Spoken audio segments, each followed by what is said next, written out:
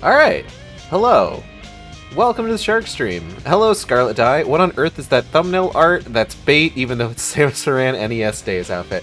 Okay.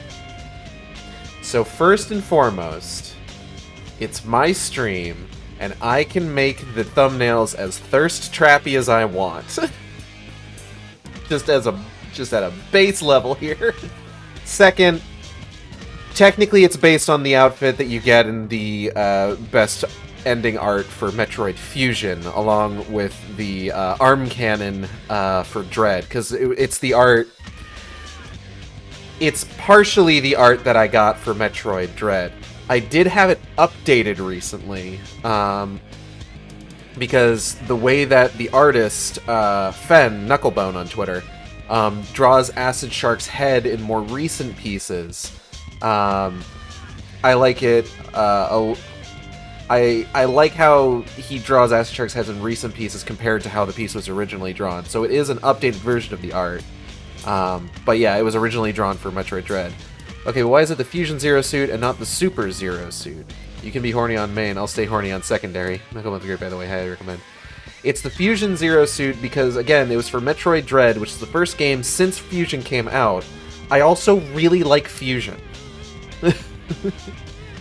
Whereas Super Metroid, I don't really have as much of an affinity for, if I'm being entirely honest. Fusion was my first Metroid game. So it's also the best Metroid game.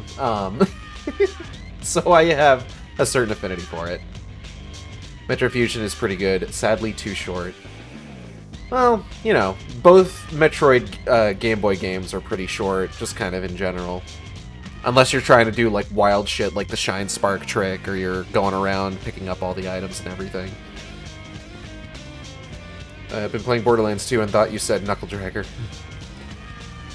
Zero Mission was not mad. Zero Mission fucked. We have the exact opposite experience and preferences, but perfectly valid. Fusion's great. I am about to throw down in this stream. It's my stream, and you have to agree with everything I say. But hello, Cal. Hello, Ion Agenda. Hope you're all doing well on this lovely Saturday. I had strawberries and cream flavored Dr. Pepper today. It's pretty good. Nah, unsub. No, don't do that. But I had strawberries and cream Dr. Pepper today with my lunch. It's pretty good. I would recommend it.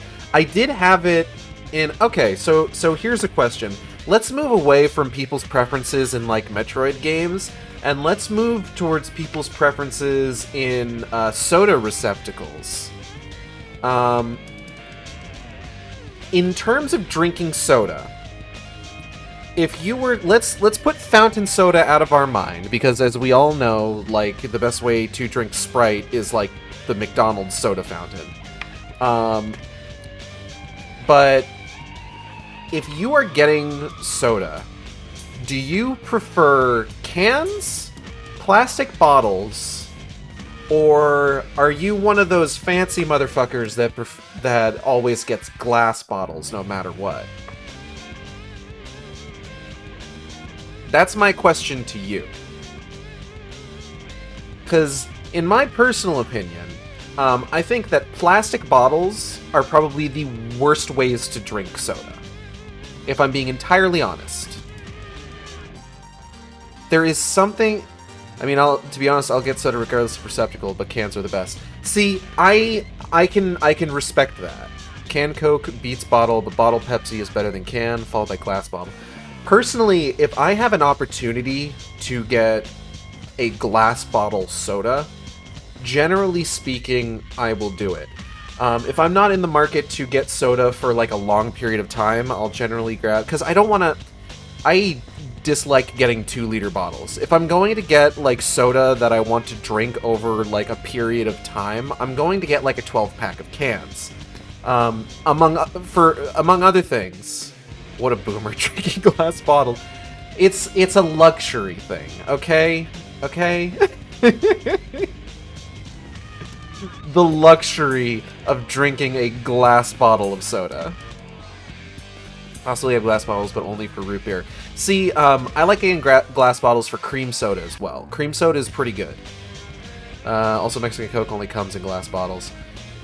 Yeah, I live down in Texas, so there's a lot of like Mexican sodas that come in glass bottles.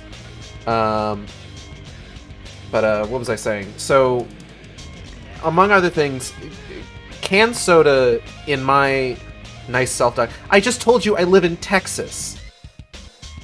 Like, that tells you almost nothing. Me saying, oh yeah, I live in Texas, basically tells you absolutely nothing about where I actually am. Now, if I still lived in Massachusetts, that would be one thing. Or possibly even Washington. But, like... Oh, anyway, the other good thing I would say about, like, getting, like, a 12-pack of cans rather than, like, a 2-liter bottle of soda, other than just, like, canned soda, in my mind, just tasting better than soda that's out of a plastic bottle, is that, one, canned soda generally holds the carbonation better. Like, if you open up a 2-liter bottle of soda, you better be drinking that over the course of, like, the next couple of days. Because that is gonna go so flat, so much fucking quicker. Whereas canned soda, that generally keeps for a bit. Because you're not, like, opening every single can at the same time and then trying to reseal all the ones you're not drinking. What are you doing with the lip of your bottle? Plastic bottles get sticky around the lip. I mean, I think what Cal is saying is, because you're pouring the soda out, like, eventually there's going to be, like, residue that, like, sticks around that doesn't flow back towards the bottom of the bottle. It's going to stay there and it's going to become, like, just sticky film on the opening. But the other thing is also moderation, I would say. Like, if you sit down with, like, a 2-liter bottle of soda and you say to yourself, like, okay, I am only going to drink a little bit of this and then save the rest for another day, like, that bottle is still there, open, very easy to get at. That's temptation, buddy. That's temptation just sitting in front of you. Temptation is a 2-liter bottle of soda that you're trying not to drink all at once. Whereas a can is a single receptacle. A can is one serving, usually.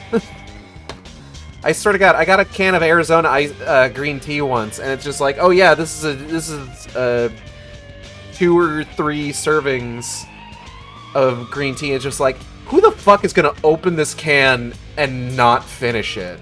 Like, do you know how much? You have any idea how much of a fucking hassle it's going to be to, like, keep that? Like, I had a can of, like, the Arizona watermelon juice recently that I didn't want to drink it all at once, and I'm just like, what the fuck am I gonna do with the rest of this? I had to get, like, fucking cellophane, like plastic wrap, and just put it over the opening, because it's like, I don't want to just leave this open air. What if a bug gets into it, you know? But a single can of soda is built-in moderation. Because you drink that can, and it's just like, okay, I have drank a can of soda. I'm good. We're good. Sure, like, you could go grab another can and crack it open, but then you gotta get up, you gotta walk over to where you're keeping your soda, you gotta pull the can out, you gotta crack it open, you gotta do all the stuff you already did for the first can. It's just like, do you really want to go through all that again? Honestly.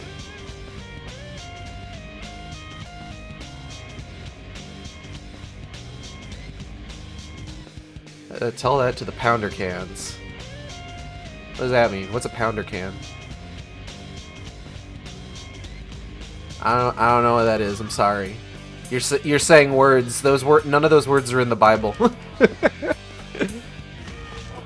I feel like I've been working that phrase into my lexicon a little bit more recently. Oh, speaking of phrases that I've worked into my lexicon, hold on. We gotta actually get started on the game. We're playing Metroid Prime Remastered today. I don't know if that was obvious.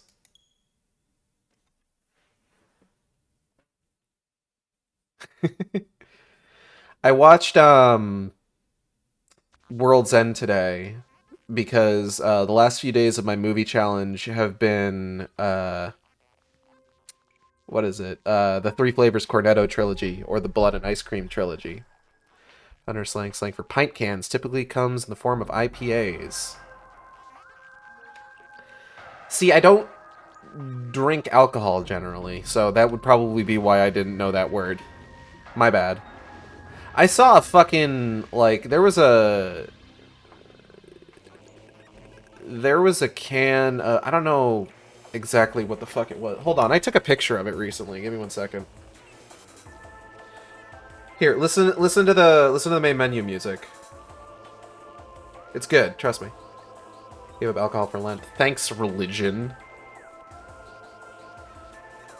I don't know if you meant that in like a sincere way or in a like, gee, thanks, Obama kind of way, but I read it in the latter.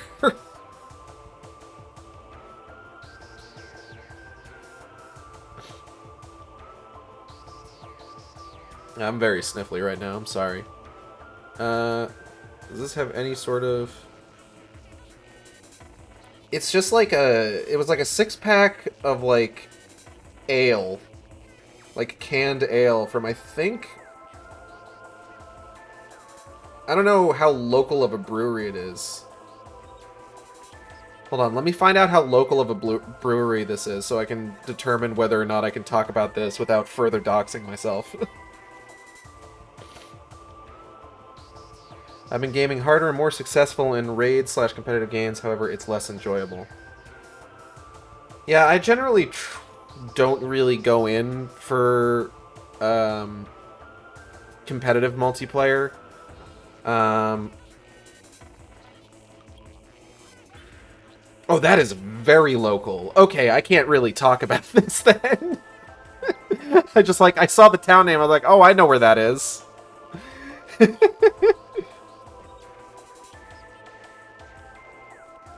It was a brand of ale that like the cans had like a shark design to them, and the design and font of the logo was just the fucking Street Sharks logo, pretty much. I'm just like, you can't fucking do that. You can't do that. I see what you're doing here. This is my heritage, motherfucker. Street Sharks is my heritage. Can't pull the fucking wool over my eyes. Street Sharks from the 90s? Who owns that IP? I think it's Mattel, actually. Hold on. Who owns Street Sharks? Yeah, it might still be Mattel. Because I think they were the ones that made the action figures.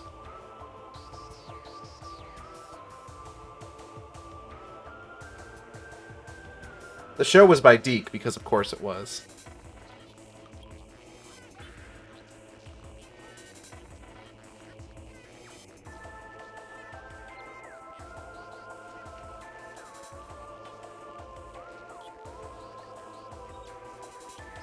Who owns the rights to Street Sharks and how much will they sell them to me for? Oh, that was H Bomber Guy that tweeted that.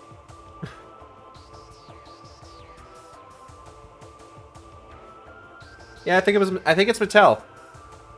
Darn you, Twitch. Phone crashed because phone call. Surprise, it's you. You own Street Sharks now. God, I fucking wish. You hear they're gonna be bringing back biker mice from Mars? That's pretty cool. Like, I'm okay with that. I wasn't into, like, I think... There were a lot of those, like, Teenage Mutant Ninja Turtles knockoffs in the 90s when I was growing up.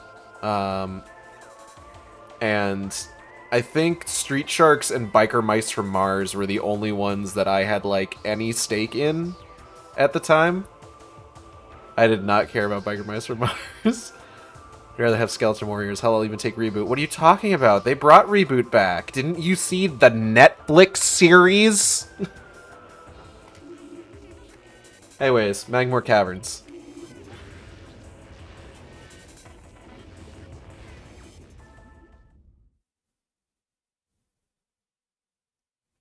I don't know if you're fucking with me, Gage.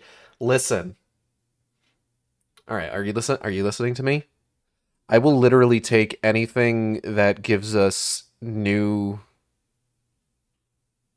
main lava caves, new mainstream furry shit that I can then watch a bunch of artists on my timeline turn into porn. It's back in its glorious 3D 90s jank. Seriously down bad for some.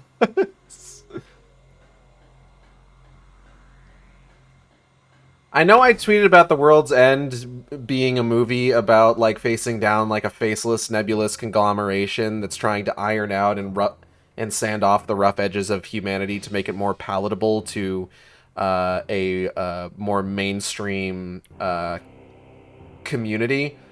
But also consider... I don't mind something that can be someone's new furry awakening. I'll take Biker Mice from Mars, but only if we get a waifu and a twink. Wasn't one of the... They're, like, okay, they were all pretty, like, shredded in that show, but, like, there was definitely one of them that was a little bit more twinkish, if I recall correctly. And I'm glad my Twitter feed's just memes and 4chan posts. You're not getting the true experience.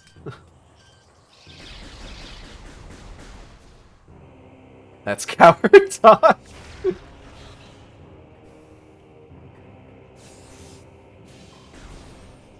Let's all be nice to each other.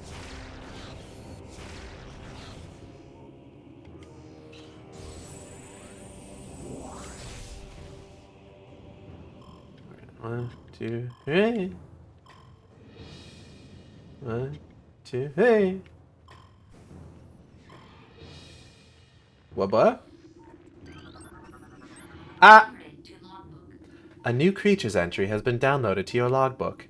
Morphology: burrower, tunneling insect predator. Similar to the beetle, though it spends more time underground. It seeks seismic disturbances, then surfaces to attack. It has enough cunning to realize when something is too large for it to handle. Beyond that, it is fairly ignorant. What it lacks in brains, it makes up for with aggression. Diggy diggy boy. Ow! He gooped me. Rude ass.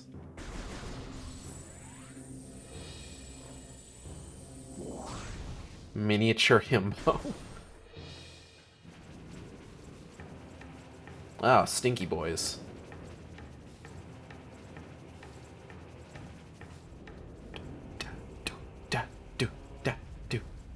Ba ba da ba da ba ba ba ba da ba. Ah, you are the Magmoor of the famous caverns. A new creature's entry has been downloaded to your logbook. Morphology: Magmoor, fire-breathing serpent that dwells in lava. Magmoors prefer extreme heat zones and are susceptible to frigid attack forms. Sightless, they navigate the lava currents using their sonar receptors. Magmoors have a keen sense of smell, enabling them to pinpoint targets with startling accuracy.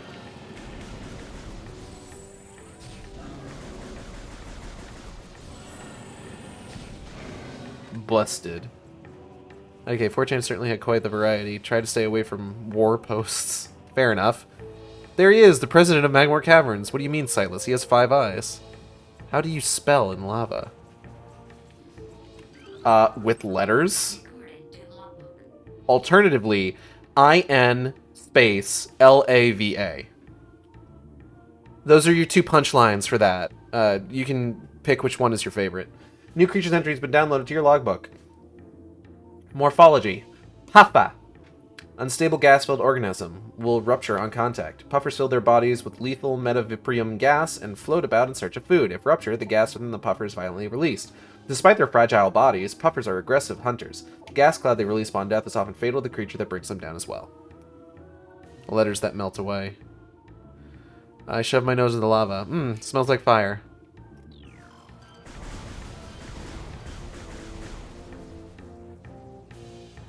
Well, no, you see, the way that it works... You know how when, like, they weigh something at the supermarket, right? They have to hit the button... Or, like, they have... Like, they have to hit the button where it's just like, yes, this is already in a plastic bag. Please separate the weight of the plastic bag from the overall weight of the item.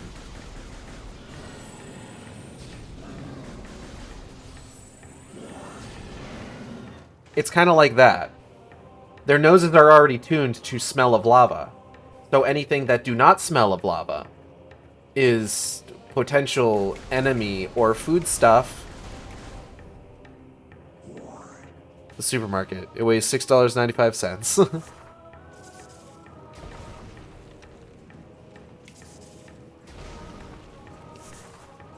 I was talking about something earlier. So the world's end, right?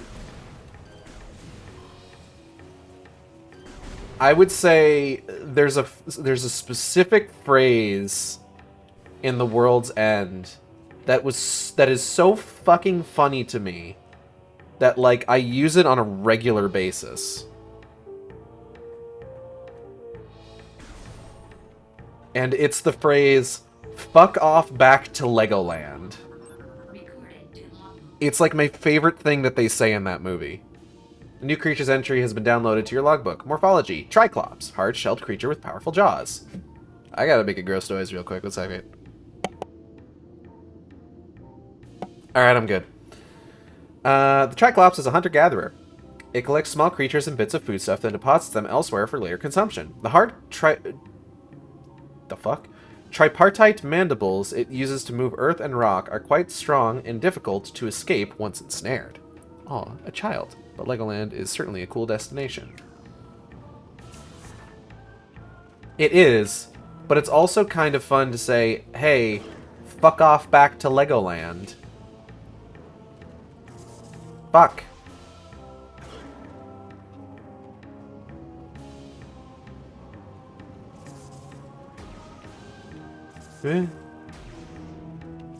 Fuck! Love the noises Triclops make. I would like it to make the noise of it blowing up, but I am not getting this timing right.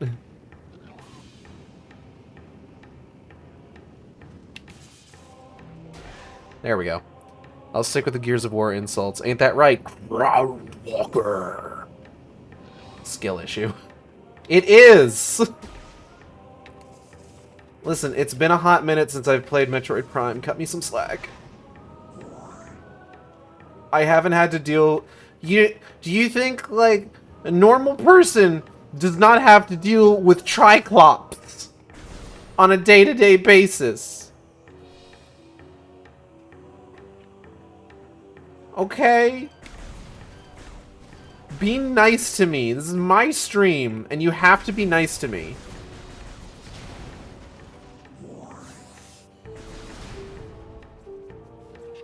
Like, hey, Locust, you walk on the ground too. Granted, granite, it's underground. Ha ha ha ha ha ha. 'Cause rock. There's your one pun. Thank you for the pun, I really appreciate it. There's a puffer. Oi, that's a puffer, innit?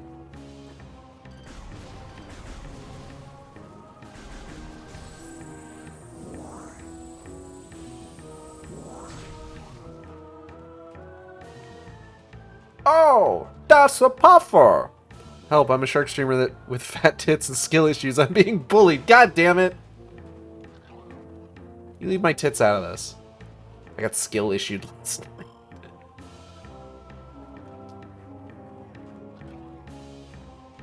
I have fucking get out of here. Alright. Here we go. Hole. Cat jumped on my keyboard, tossed a bad... Tossed a bad day my feet. Instant death. What? Slurp. Kaboom. Slurp. Kaboom. Hee hee hee. See, now I'm doing fine. Now I'm doing really good. Whoop. Haha. I can't believe I'm so good at video games. Yes, I can. Of course I can believe I'm so good at video games. There has to be more down here. Hold on. And they somehow came out from grenade. Thanks, autocorrect. You're welcome.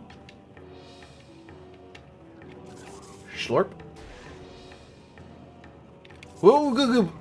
Damn. Hey, buddy, can you put me down? Ow, thanks. Oh, let me just... Right. Ah, piss! Is autocorrect the ultimate skill issue? Got him. First try.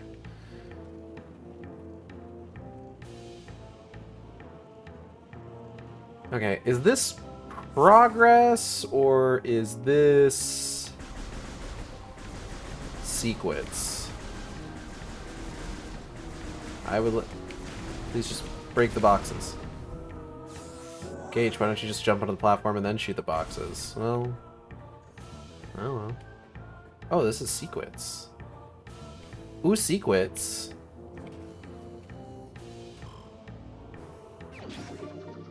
Missile Spanch.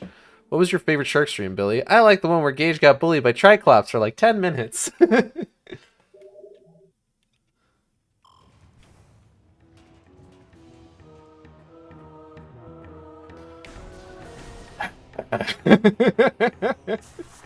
It was less than 10 minutes. We weren't there that long. Give me some credit.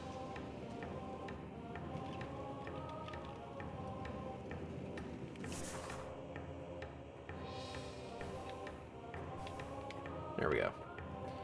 Alright, let's get on out of here. Now that we got the missile spanch. Ah. 10 seconds, 10 minutes, same thing in customer service jobs. Ain't that the fucking truth?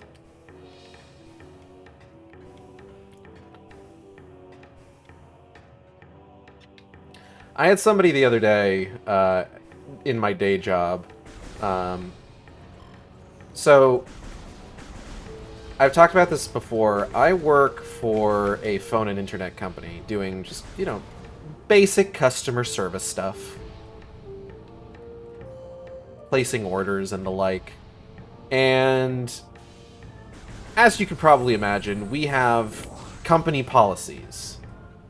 In some cases, it's stuff where it's just like, is the stuff that is maybe a little unfair to the customer? Yeah, probably. But others it's just like, hey, we could actually get fined as a company if we don't adhere to these particular standards. And one of those things is making sure that we verify that the person calling in on a particular account is authorized to do so. I had somebody the other day who called in, and right out the gate, they're a landlord, which I'm already not really feeling great about. I always feel weird talking to people who are just like, oh yeah, I got this for my second house, or oh yeah, I own a few different properties, and I'm just sitting there just like, why do you own a few different properties? What is the purpose of that? Pick one place, live there. What the fuck?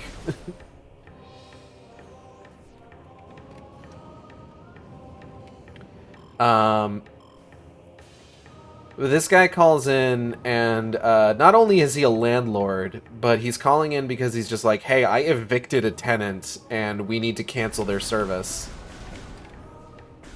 And I tell him, okay, as the landlord, we can do that for you. I would need some form of, like, proof that you own the property. You would need to fax that to us, and then we can get that taken care of. Here's all the information that you need for that. And my dude, let me fucking tell ya, despite this all being just an incredibly simple process,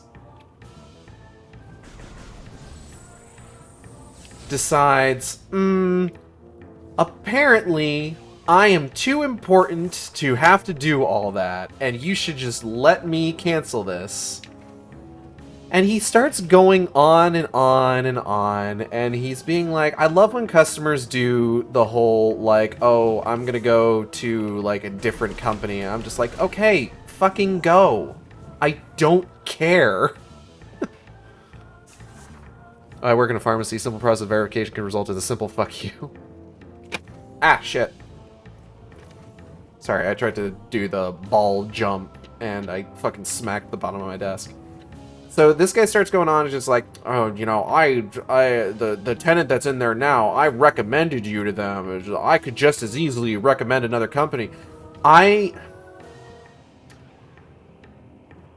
So usually, in situations like this, I let the customer just sort of get it all out of their system. You know? Just let them talk, let them finish. And then, you know, just explain to them at that point, again, the exact same thing that I have literally already told them. But this time, like, I had already been on the phone for so long with this guy, and I feel like I had already told him, like, 5 times what it was we needed to do, why we needed to do it, and what the steps we would have to take for this were. It got to the point where, like, I was just like, I can't do this anymore. So I literally said to this man, I'm gonna stop you right there. There isn't a way around this. I was just like, I understand your position. This isn't something we can get around.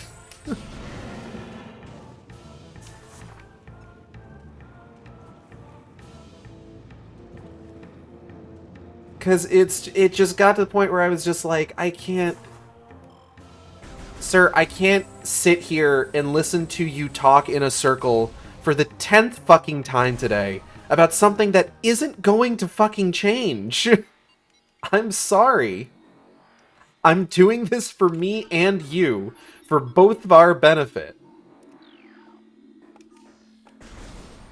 Trust me on this. Nothing that you've said so far has changed what needs to be done for us to do this. The policy on the phone is once there is a single swear word I hang up, 0 tolerance. I will usually let a few slip if they're just sort of, like, casual. Like, if I ask somebody for their verification info and they're just like, ah, shit, okay, hold on. And it's just like, if it's that, it's just like, okay, I can let that pass. But other times, I've had people who have just been, like... I've had people who have gotten, like, hurtful with it. And I've had to be like, yeah, no, I'm sorry, goodbye. I'm sorry, I'm not subjecting myself or anyone else that you may want to be transferred to what you are giving me right now. Goodbye. Sir, there do be a solid border right now, and you need to do this quest to unlock said border. There's a difference between fuck casual and fuck derogatory. I've had people hit me with the derogatory fuck before. Which is a very funny phrase to say. Ah, beetles.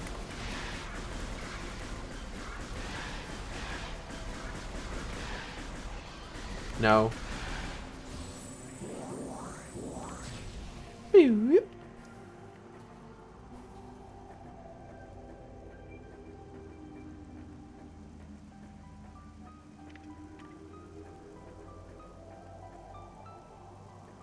I think part of what made me, like, because I've had situations before where, like, I've explained things to people, like, 4 or 5 times and they still haven't gotten it.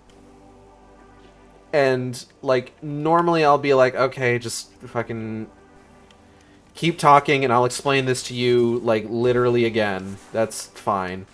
But I think this guy being a landlord, is what caused me to eventually just kind of be like, no, I don't really want to deal with this anymore. I'm gonna stop you right there.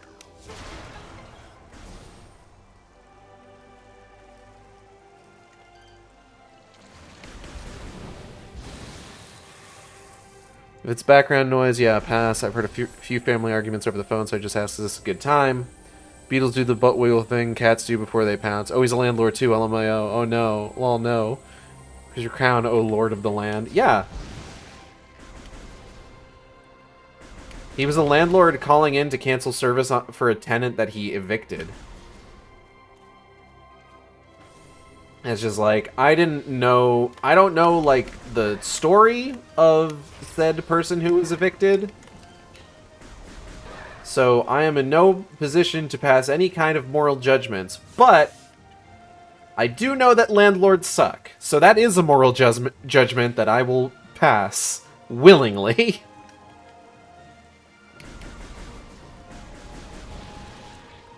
Like I mentioned incorrectly, the blast doors are research scans, and you keep scanning them. Yeah, just, you never know. Hey man, I bought this scanner, I'm gonna use it for everything. Alright, I don't really think there's much else I can do in here right now. Because I need the Boonst ball to get up there. Oh, shit. Well, hold on.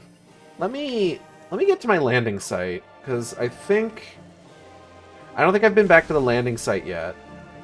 And I think there's stuff there that I could actually do stuff with. Ah!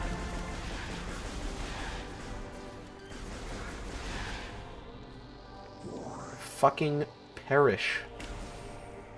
Scanner is probably my favorite part about this game.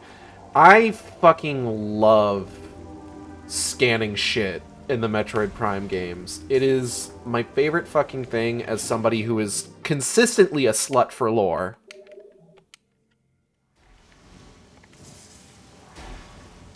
The scanner is probably my favorite thing.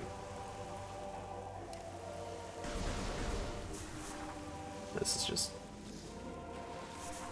Oh yeah, isn't I get the space jump here, actually, now that I'm thinking about it?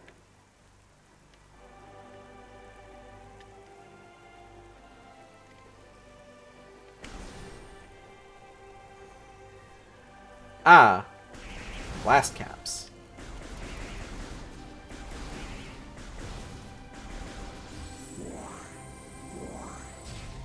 Fuck.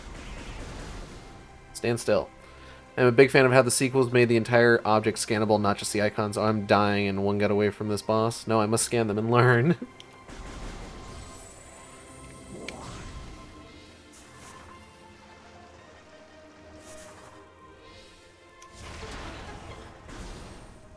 Oh. Right, these guys are over here. New creatures entry has been downloaded to your logbook. Morphology, flying pirate. Pirates trained and equipped for airborne assault. Flying pirates are extremely agile in the air, but the heat signatures of their jetpacks can be tracked with thermal imaging. While their missiles are extremely potent, their jetpacks can be even more so. If the pack fails, they will make a suicide strike. Hey boys, come here often?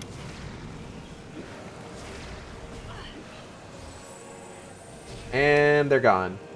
Alright, fine. I don't want to fucking talk to you anyway. Crate appears to be the same type of container found on the frigate. On the Space Pirate Research Frigate. Material seeping out from the ruptured metal is highly toxic. Analysis indicates that this may be the Phazon compound the space pirates are using in their biological experiments. That's probably not important.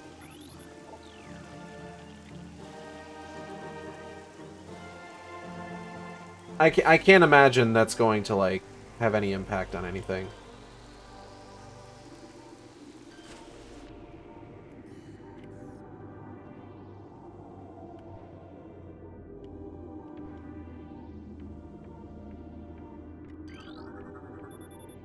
I can see they're giving out lowest radiation.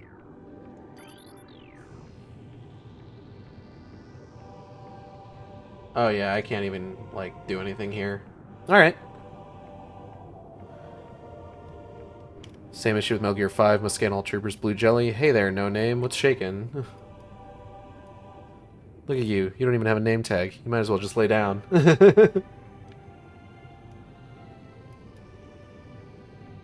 Ah, there's a fucking missile spanch here, too.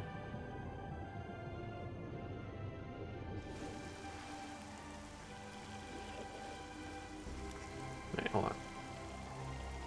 I never noticed the Geiger counter noise when you get close to Phazon. That's neat. Can I blow this up? No, I can't. Oh well. I take it you also hate the Dutch, Mr. Powers.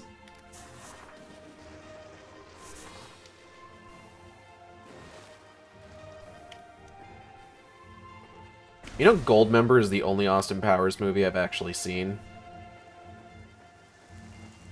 What a fucking film to watch with zero fucking context.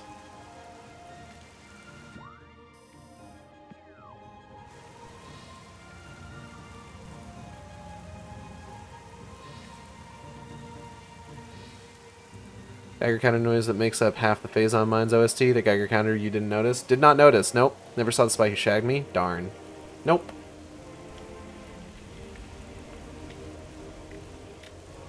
Will I ever? Not exactly counting on it.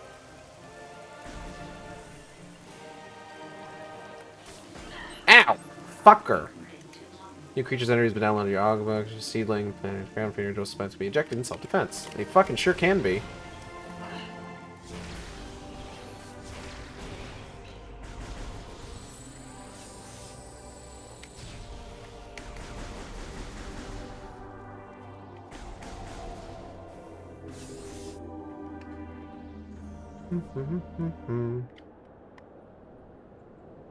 Impact Quaidor. You know, I'm banned from movie nights for now. All I did was recommend Blazing Saddles.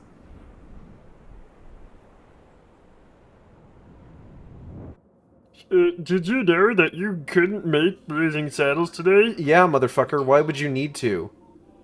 Blazing Saddles was made to lampoon the fucking Western genre. We don't have a Western genre to speak of anymore. Idiot. New pirate data entry has been downloaded to your logbook. Space pirate encrypted data decoded.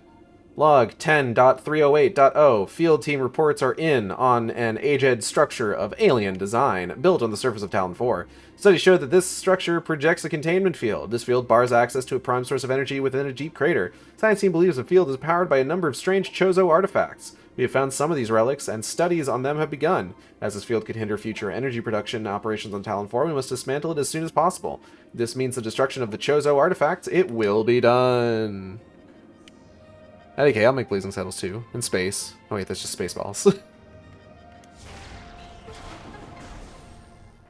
Now, Spaceballs you could definitely make today, because Star Wars is still a thing, and it could use a bit of, lampooning, if you ask me. Lore, lore, lore, lore, lore, lore, lore, lore. A new Chozo lore entry has been downloaded to your logbook. Chozo script translated. Throughout our living nightmare, as we battle with this unyielding darkness, we Chozo see a light. This light glows with promise, chasing the shadows cast by the great poison and purifying that which has grown toxic. Okay, Disney might be angry. It would be a parody, so you're well within your right to do so. I'm just saying. It is strange, though. At times it looks to our eyes as if the light coalesces into the figure of a woman. Burning brightly, the luminescence descends from space, then retreats back into the infinite blackness from whence it came. When this prophecy comes to pass, when the light recedes, the Chozo's long vigilance of containment will finally come to an end. Oh, that's me. They talking about me. Get a load of that. This is a Chozo artifact. Collect it, then scan the totems here for clues on the locations of the remaining artifacts. Together, the artifacts will open a path to the center of the impact crater. Alright. New Chozo lore entry is downloaded to your logbook. Chozo script translated. The containment of the great poison. This task has fallen to the Chozo, and we will not flee from our duty, even as we suffer with the land and its creatures. I'm going to crack my neck. Ah, fuck yeah. Okay. We will pour our will into the 12, the artifacts which form the lock that holds this great evil at bay in the depths of the planet. The 12? Like Final Fantasy 14? This lock must stand up to all who might come to assault it. To preserve the power of the seal and to protect it from those who would meddle for their own designs, we will spread the artifacts across the land, hiding them from prying eyes. Holy shit, Eorze and Chozo. The lock must never open until the day comes when this disaster can finally be put right.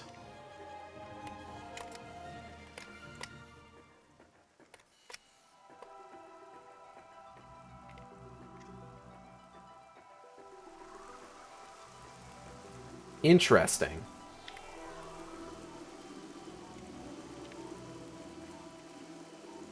Which Eorzean god maps to which Chozo artifact? Well,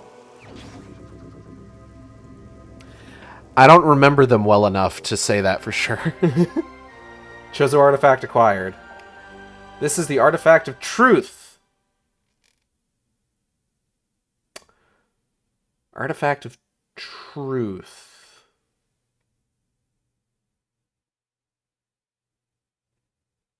This could be Naldal. You know, the whole, like, judging your deeds and shit like that. We must keep the land pure from anime. No dubs must be created. Lens of truth. 12. Scan the owner's change rating artifact. Blah, blah, blah. Logbook. Artifacts. Artifact acquired. God, I love the artifact temple theme. It's good shit.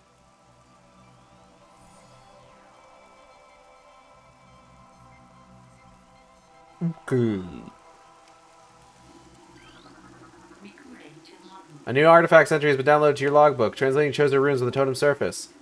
A sun chamber, high atop our ruined home, became the nest of a great beast, and a source of corruption. Many Chozo spirits have been drawn to this tainted place, release their bonds to the world to claim the artifact of Wild. Has any game made rain look good? I mean, this isn't so bad. Heavy Rain. Don't even joke. Heavy Rain did nothing good, honestly.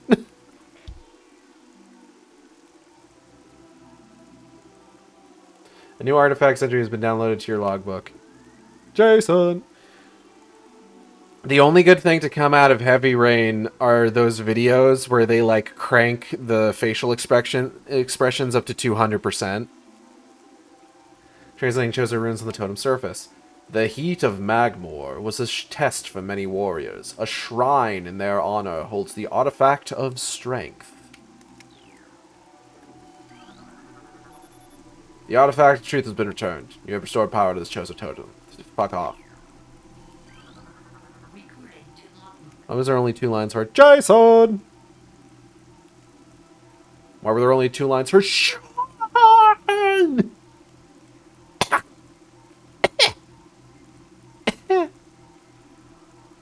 New artifacts I do that under logbook. Translating Chozo runes on the surface. Invaders have claimed Phendrana as their own. A tower sits atop their fortress. Collapse it to reveal the chamber where the artifact of Elder is held. Where the artifact of Elder is held.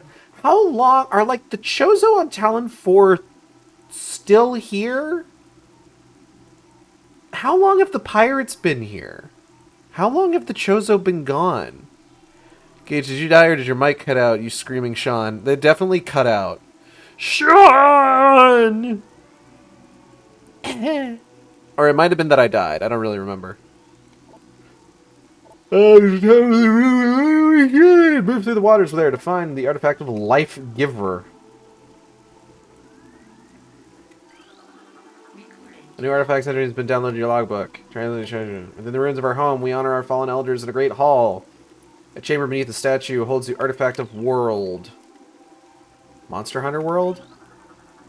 New artifact entry has been downloaded to your logbook. Translating Chozo runes on the totem surface. In one of Talon's far corners, a grove of life lies. Reveal the pillar beneath the waves to find the artifact of Chozo.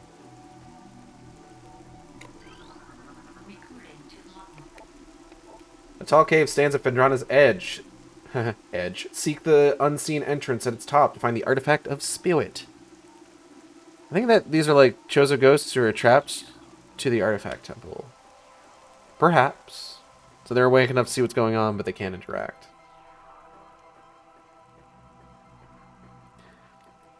Is it species if I say Akal Chozo all Chozo look the same. All I see is raw.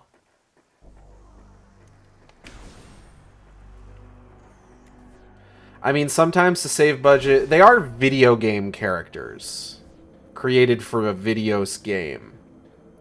And sometimes to save money in a videos game, you make one model for something and then you give it slight variations to make it look different. See the Luminoth in Metroid Prime 2 Echoes. God, I really want a Metroid Prime 2 Echoes remaster so we get fucking HD ass Luminoth. It would be so good. HD Luminoth ass.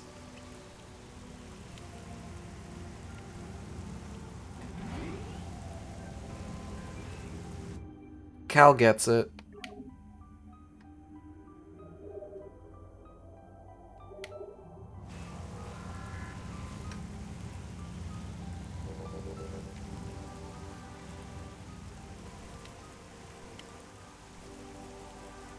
Fucking love Luminoth. They're so fucking cool and sexy.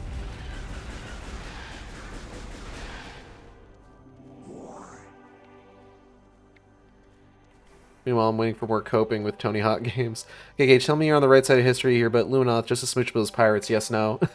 Oh, no. Don't worry.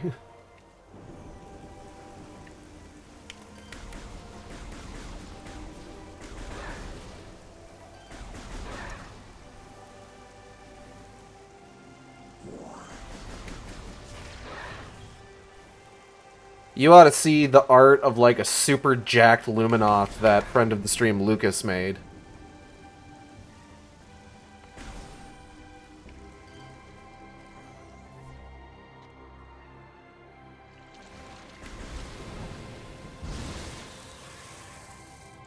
I can still sub to your screen, I gotcha. Short hair Samus or long hair?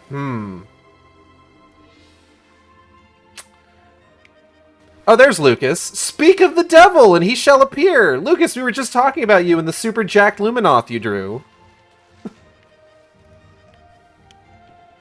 Can you link that in chat? You should be able to. You're a mod. I went to Furfinity to look for Luminoth, and the first row of results are breaking.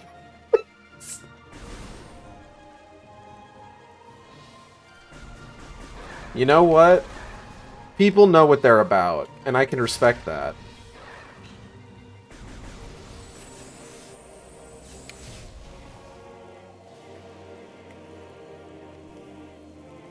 I'm drinking coffee. Can you not make me spit out my drink?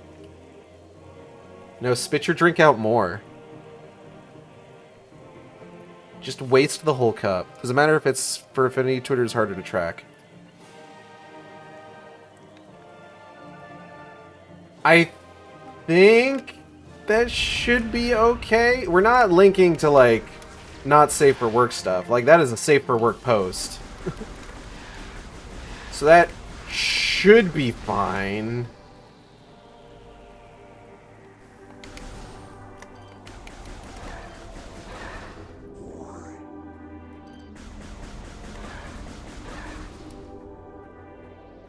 I tell you what, break the link up. Break the link up so it's not like a direct link. Like, it's just like a, like, text that people can, like, copy paste and, like, remove the spaces. Just to be safe.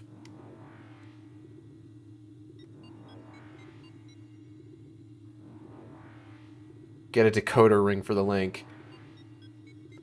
Okay, link was posted. Everybody get out your decoder rings.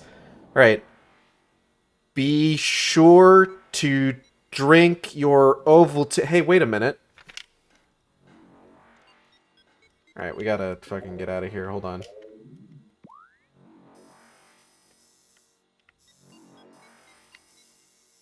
I think we want to head back to the monitor station.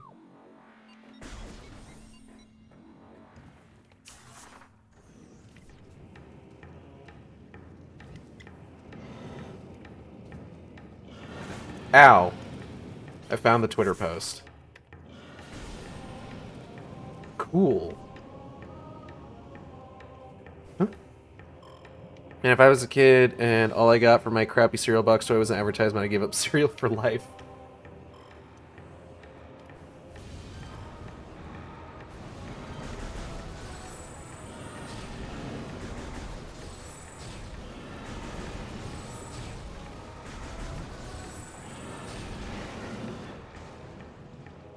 God, I remember when, like, what they used to do was they used to, like, put, like, whole-ass video game demos in cereal boxes. Not even just demos, like, sometimes you would just get a whole-ass PC game. I remember buying a box of cereal once that came with a PC version of Clue. I still remember the voice lines from it. Miss Scarlet, it is your turn. Please roll the die.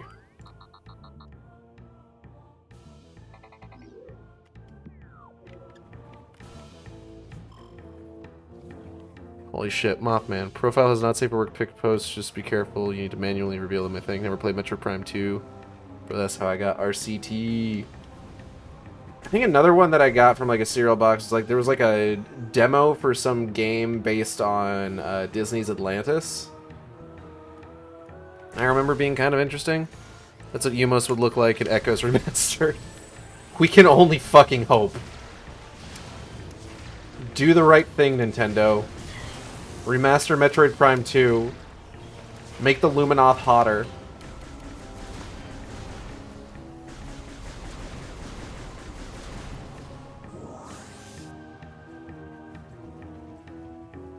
Donate to the stream so that I can get ship art of me and Umos from Metroid Prime Remastered. Or Metroid Prime 2, excuse me. Umos isn't in Metroid Prime Remastered. Tragically.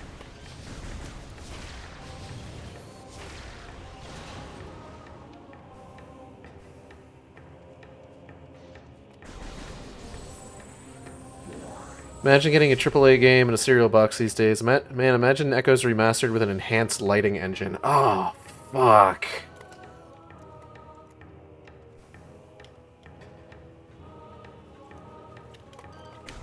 Gonna be a fucking religious experience. What we got here? Report any signs of magma predator activity to Security Central at once.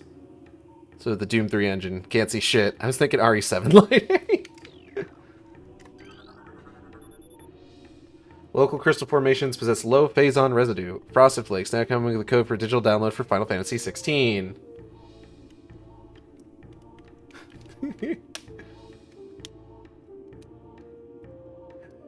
buy a box of Fruity Pebbles from any participating retailer, and you'll get a free code for Stormblood. Love Doom 3 atmosphere. The hit MMORPG from Square Enix that, hey, wait a minute, hate the gunplay. I like Doom 3, personally. Geothermal power routing to the station is complete. Unstable magma flow is a concern. Remove tower from geothermal grid if fluctuations exceed safety levels. Immersion pistons are leaching power from the magma pools as planned. Geothermal power source is promising. Recommend energy command. Deactivate central dynamo and switch geothermal power at once. I think they reused this track for Samus Returns. God, I hope Samus Returns gets a Switch port. Nintendo seems to be much more respective of Metroid these days, so like maybe they'll do that. That was too short. I still haven't played Doom 3. 2 is waiting. Only scary enemies were the Hell Knights. I thought the Pinky Demons were pretty good.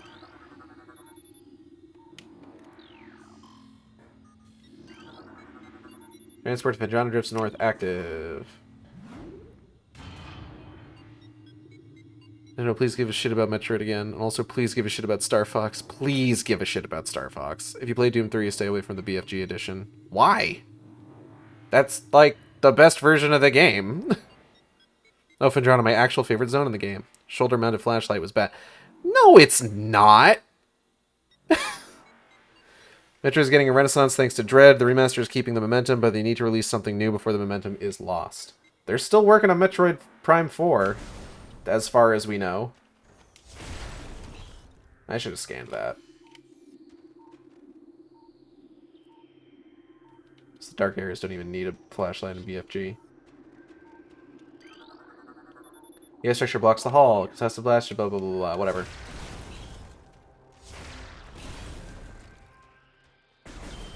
Phendrana get that good music.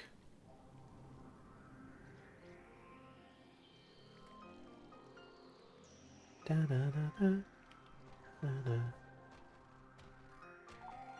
This is the music I think of when I think of, like, ice level music. I will say BFG does support VR. VR Doom 3 is kind of based. Pendron is one of the Nintendo music for studying. Chill Metroid beats to study to.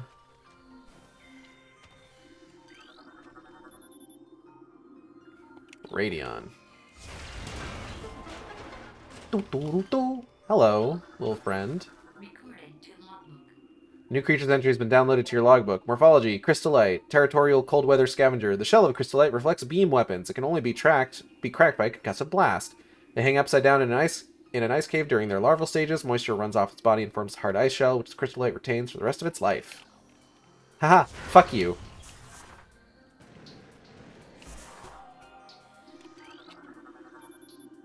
The door directly above has been unlocked. Dope. New zone, new enemies. When I think of ice levels, I go back to Mario 3 with scrolling levels. Prime 1 feels more like home to me. It's comfy to play and watch. Yeah. Prime 1 be like that.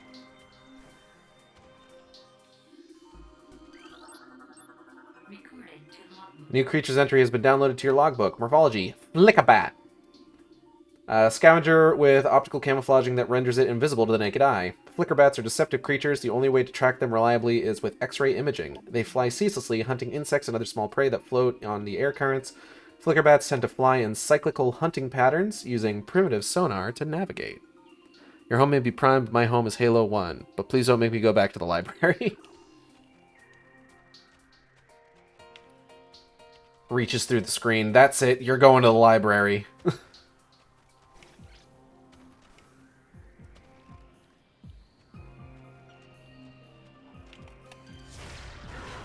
Prime is one of them. Ocarina of Time is my number 1 still.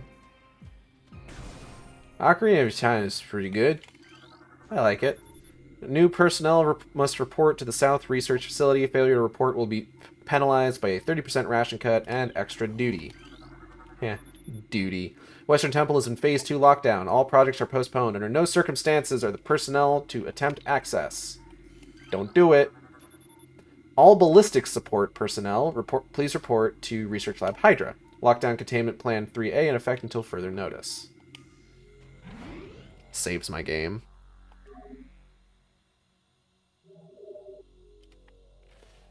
Game has been saved, energy fully replenished.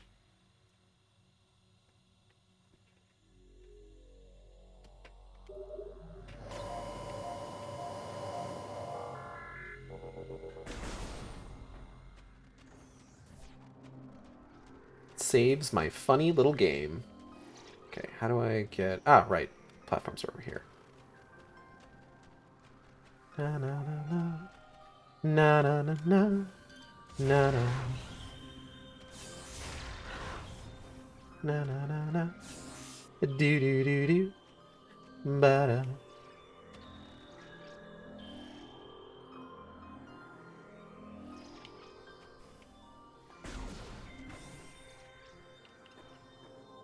Image saved. Image saved. Horny has been replenished. Oh, Zappy Boys. A new creature's entry has been downloaded to your logbook. Morphology, Scatterbombu. Pulsing tendrils of energy extend from creature's body. Like all bombus, these creatures can only be harmed by electrical energy. Proximity to these life forms may result in electrical visor interference. It's possible to avoid engaging Scatterbombus by rolling into the morph ball and slipping between the rotating energy streams. Just curious, what control scheme are you going with? I have a Power A Switch Pro controller that is set up like a GameCube controller, so I'm actually using the GameCube control scheme, like the original, because I wanted to. So props to Metroid for being one of the few games that actually explains why the platforms are floating. Who named these things? I remember playing this game and like getting close to one of these things and being like, "Whoa! What? Whoa! Whoa!" You're like, bro, that's nuts. And then they just keep doing that shit throughout the whole series. Like, remember getting infected by, like, the virus in goddamn Sanctuary in Metroid Prime 2 Echoes? That shit was fucking cool as hell. Reminds me of the anomalies from Metro. I want to try playing the Metro series at some point. I've beaten the first one. I haven't played any past that. A new creature's entry has been downloaded to your logbook. Morphology: baby she-goth. Glacial predator. Ice shell protects vulnerable dorsal area. Young she-goths grow as a resilient shell of ice on their backs, which serves to protect a layer of vulnerable flesh. With this being their only weak point, baby she-goths will turn quickly in order to not allow predators the opportunity to strike at their backs. Powerful hunters, they fire bursts of ultra-cold gas at potential prey, then feast on their frozen victim. I like she-goths. She-goths are my favorite enemies in this game that aren't, like, sexy space pirates. You say cool, I freaked out the first few times. Big baby. Don't do that.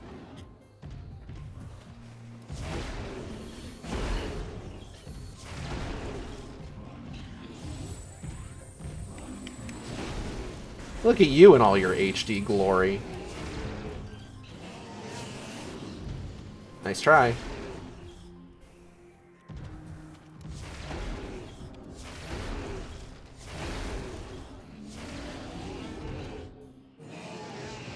Oh, they look good. Look at their gums. Gummy babies. Okay. I have to figure out where the fuck I'm going now.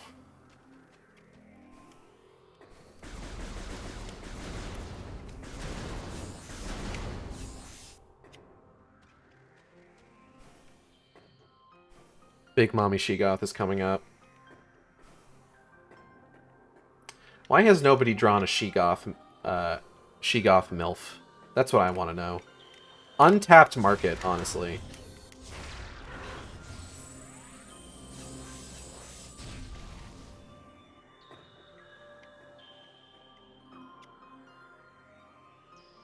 Going for Affinity, BRB.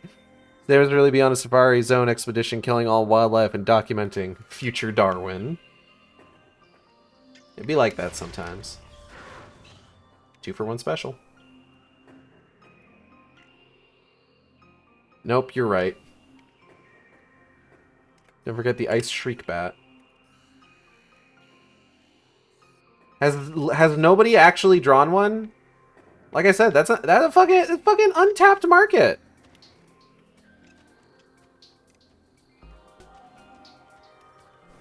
When are we getting another Pokemon Snap? We got one. You got one already. Go play that. There are 2 images of She-Goth on Fur Affinity. Whose markets are you tapping into? The markets of MILFs and Monster Girls and Monster MILFs. Neither of them has Mommy Milkers. I'm disappointed. Tragic.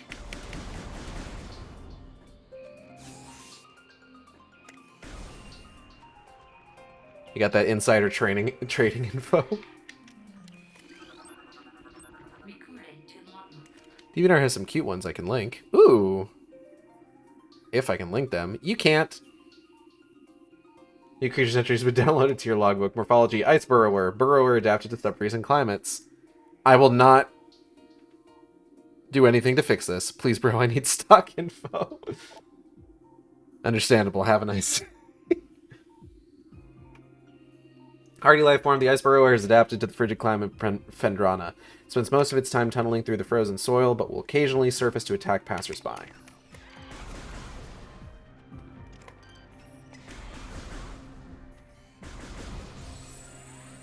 You know, by the way, I think I'm getting burned out on drawing the proportions I've been going with for the last 2-ish years. Oh yeah? Got a mind to try something different? What'd you have in mind? What'd you have in mind, Lucas? Lucas, what are you thinking? I think I found a She-Goth small anime girl. Ugh, it's not even worth it. Remember the Panther pic? I think so. Like the one you did for my birthday.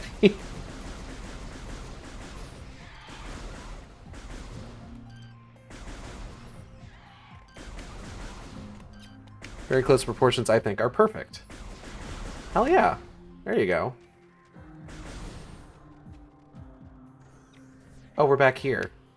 We have circled back.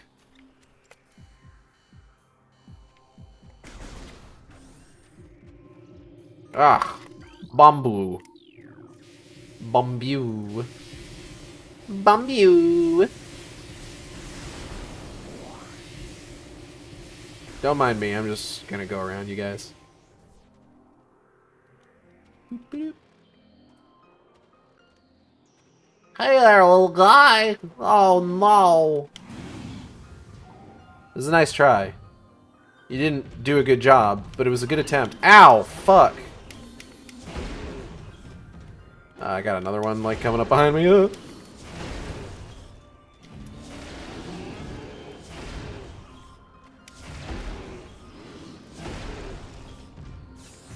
Excuse me. Missile! Missile attack! Missile attack!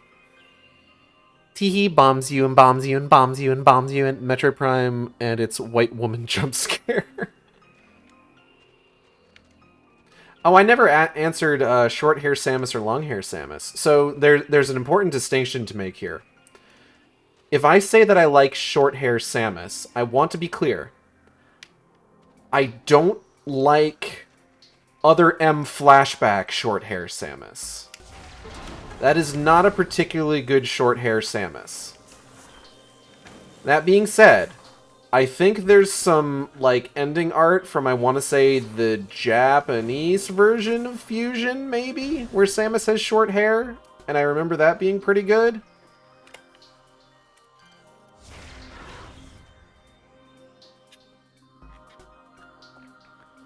Boss, you just killed all the local wildlife. Great work, boss. On the other hand, my favorite artist goes with large proportions to the level of how they draw bodies is my goal, except the tiny head, so I need to carry on. Other, I'm only got one thing. Right. The baby. The baby. The baby. The baby. The baby. The baby. The baby. Babies cry. Such an awful name for an SOS. Called so because it has the urgency of a baby crying. Just shut the fuck up. We get it. You're going with maternal themes.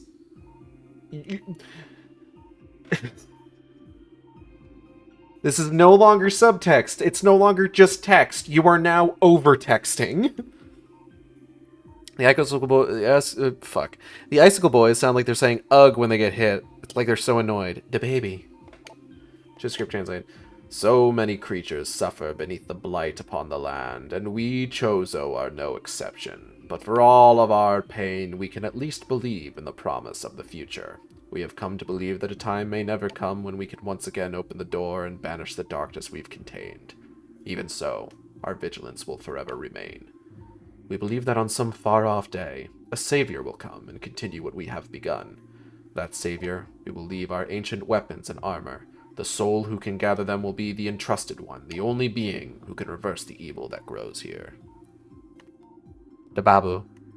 You know, there aren't any Phazon Chozo, are there? Chozo have so much potential being birdmen. Just pissed off ghosts.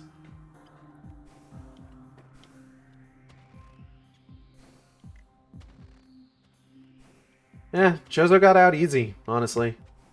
Just like, Phazon? Nah, man. Bye. Oh, this is where I get a boost ball. Yeah, I get boost ball. I get boost ball. Me, fuck you. Teehee blasts you. Teehee blasts you. Teehee blasts you. That worked, that worked. Blasts you. Get the boost ball. I gotta boost based my ball.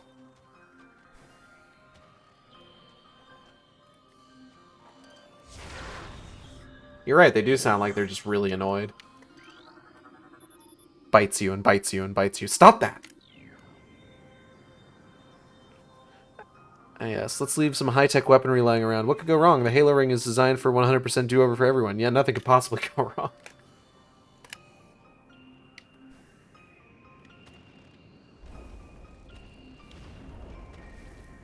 Despite the name, the Forerunners are not particularly forward-thinking. Boost ball.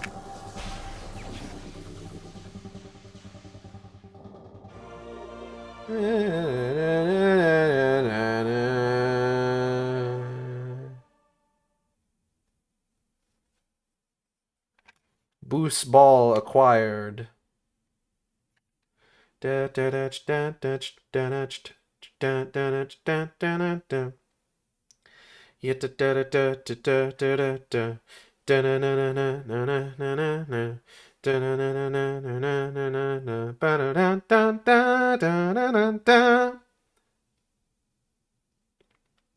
I've been listening to a lot of Splatoon music today.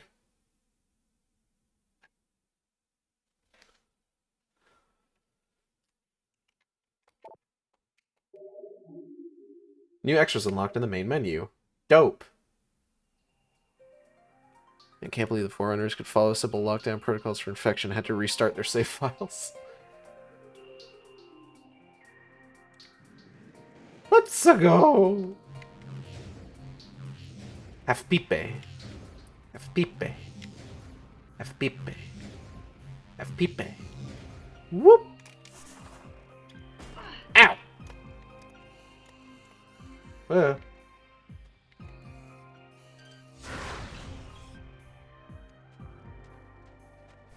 I should go back and rewatch one of those Inugami Korone streams where she challenges herself to do the whole stream in English and has to end if she says anything in Japanese. Those are very good streams. Tony Hawk half pipe hype! Doing 900. Boost Ball is like one of the best upgrades in the series, to be honest. It's pretty good. Watch me boost this ball. You know, ah, fuck, I got hit. I've made a horrible miscalculation.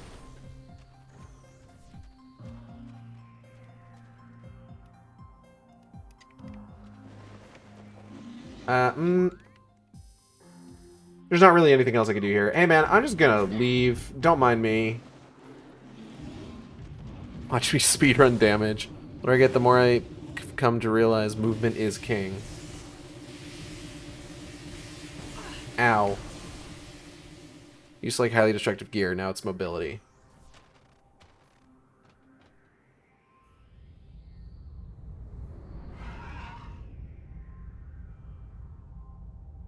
This is a really cool moment in this game, just seeing Ridley's shadow cast over the fucking area as he flies overhead. Now obviously we're gonna follow him. Ow.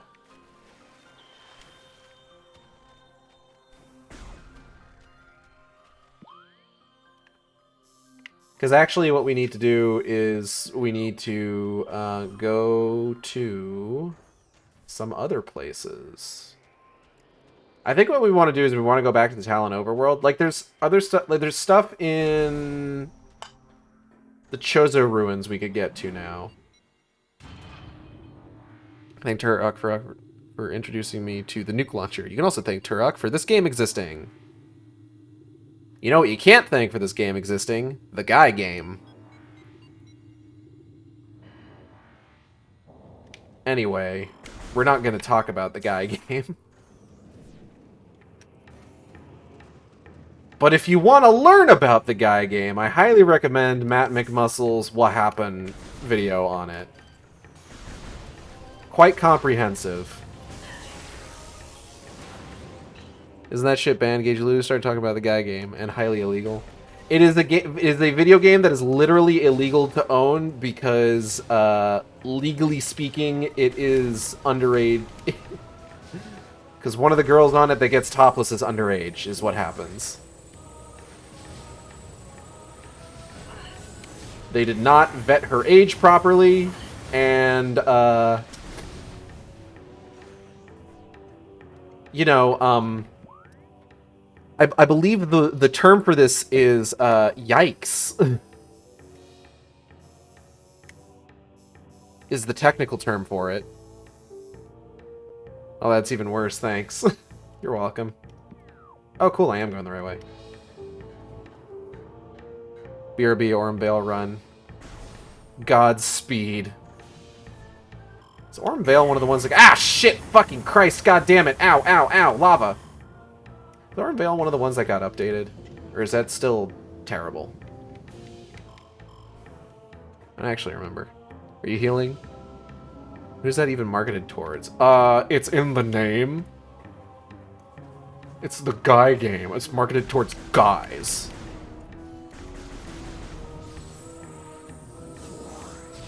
Only MSQ duties were updated beyond lighting at least. Ah, okay. Then yeah, Godspeed.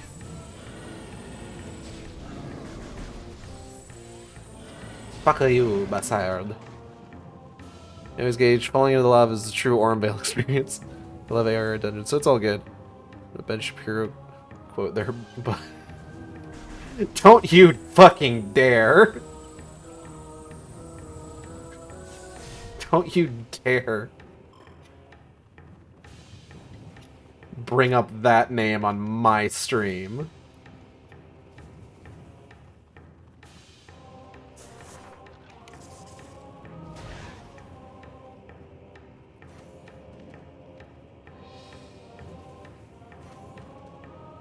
Anyways, it can't be a proper quote from him because I haven't sucked down any helium.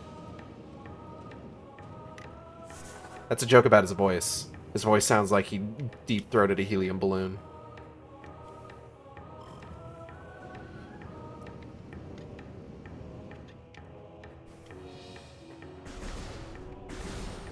Don't you dare speak that name in this house. Yeah, basically.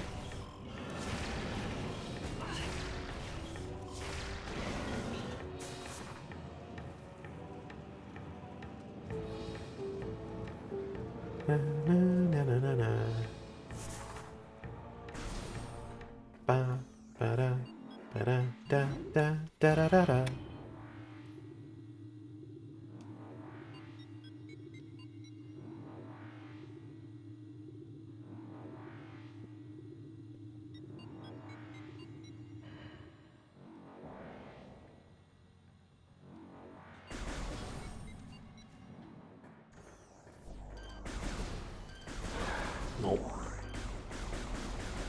Nope. Blah! Blah! I might as well go shower and face the music. Lately, more and more call-offs and work do be fucking work. Well, I hope you have a good one all the same.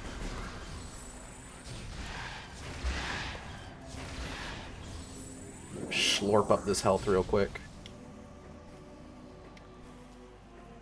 God, have I only been going for an hour and a half? That's awesome. I'm gonna go for a walk in a short bit. I hope you have a fun time. I'm going to continue playing this video game for a little bit longer. Probably another, like, hour and a half, maybe. So, you know, I like be here. It's party. It's been pretty nice out here, too, recently. You better continue playing this video game. It's what I'm here to do. I am the streamer boy. I am here to stream the video game. I'm definitely spitting in somebody's liquid amoxicillin if they piss me off. Not really. I can't stand seeing sick children.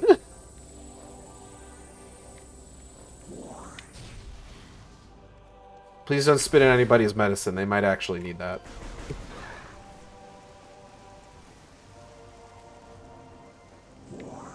That seems like the sort of thing you could get sued for. I'm not talking like joke sued. I'm talking like legit sued.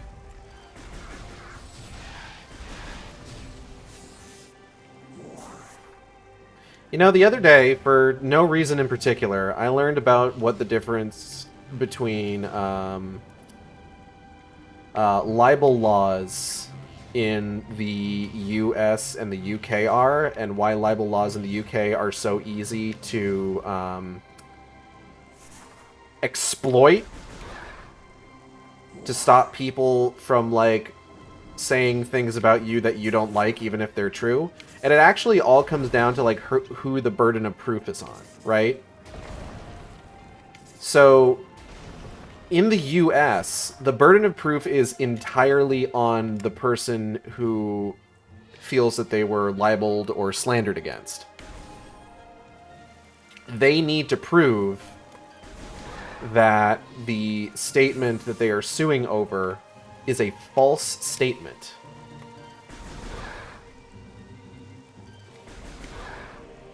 Whereas in the UK, the burden of proof is on the person who is getting sued. They need to prove that the statement they made was true.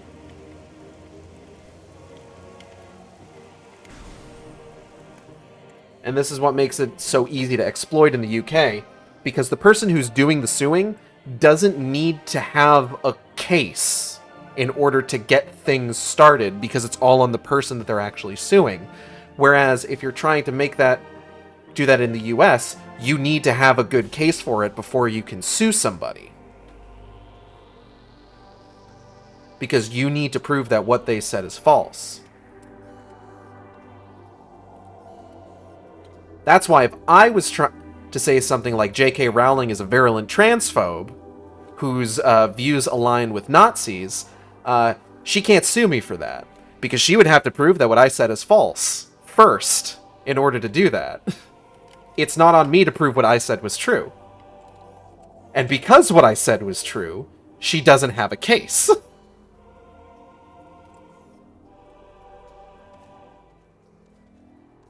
Space jump boots.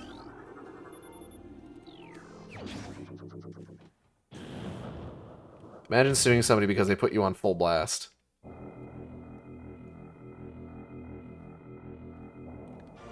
But it's also why you see, like, people who are in the UK make these statements and then have to run it back after the fact. Because there's no burden of proof on her in the process of making that case to require her to prove that what the person is saying is false. The person that she's suing is the one where the burden of proof is to prove what they're saying is true. And from there, it's not so much, because obviously what they're saying is true. But most of the people that she's threatening that have to walk these statements back are not prepared for what is no doubt going to be a lengthy and expensive legal battle, because she is a fucking billionaire. And she can afford to do that, even if she is a virulent transphobe whose views align with Nazis.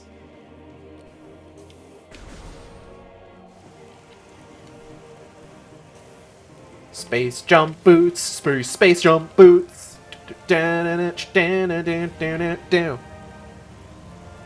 Anyways, that's enough of me dunking on J.K. Rowling. Let's sing a song about space jump boots. I'm glad I just read books and not care about authors' political views.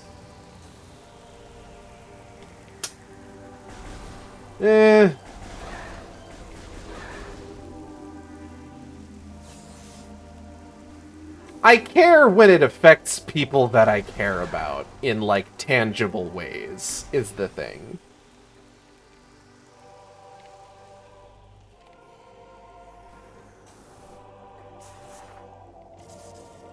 I care when said virulent transphobes' views are used by actual legislators and are referenced by people in positions of power to pass legislation that, as you know, hurts the lives of marginalized groups.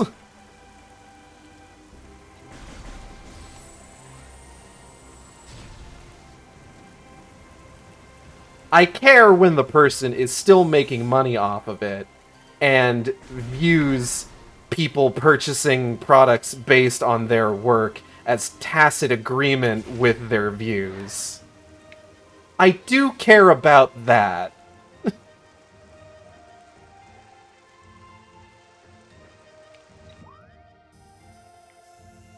Where are we going now?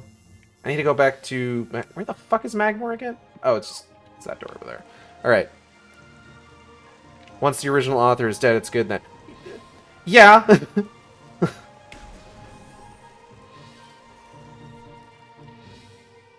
Kind of. I mean, like, you know, H.P. Lovecraft died broken alone. So, like, I'll read his stuff occasionally. There was one of his stories I actually did really want to read again recently. I want to say it was Mountains of Madness.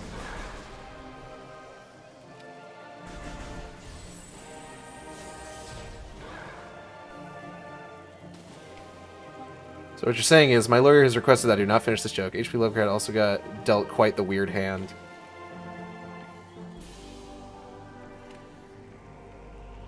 He was dealt a hand that included a card that said, as a child, you will eat nothing but candy floss. And then he just went and did that like it was a good idea.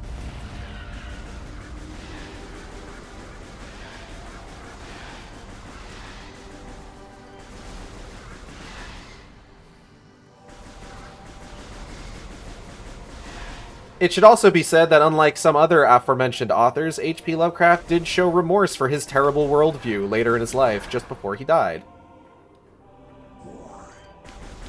Not that it was in time to undo a lot of, like, the subtext in his stories, but, you know.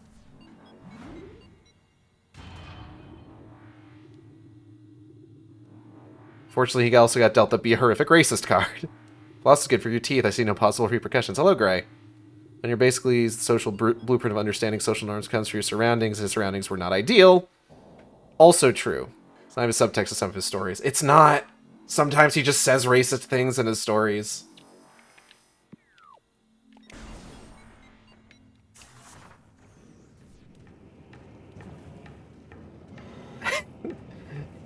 But he did get a cool cat. Yeah, we just can't say what the cat's fucking name is. His name I shall not speak of. I don't blame the cat for that. What's the cat's name? No. No, don't do that. Don't do that.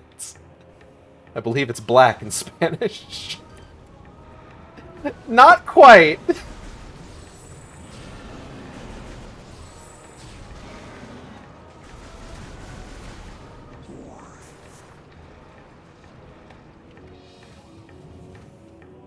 Not just quite. Close, but I am going to need to call that an unsuccessful deflection. It wasn't even his cat, it was his father's he just happened to acquire. Oh boy. Alright, let's I gotta get back to Fendrana so I can make big jumps. Oh, wait, no, I can make big jumps at the monitor station. Ooh. Ooh, baby. What's this fucking hallway made out of again? Hold on. Does that cat wear a collar? I don't know. Bendesium. I think Bendesium's super bomb, power bombs, isn't it? I'm pretty sure. I think radium is super missiles.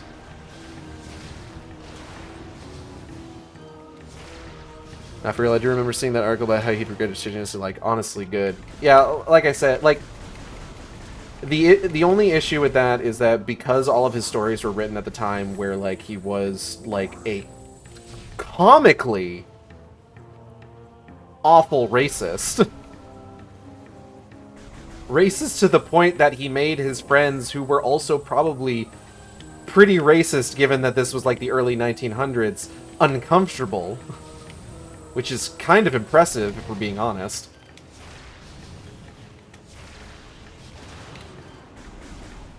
Like, a lot of it is, like, a lot of, like, the subtext and, like, the themes and everything are still there, unfortunately.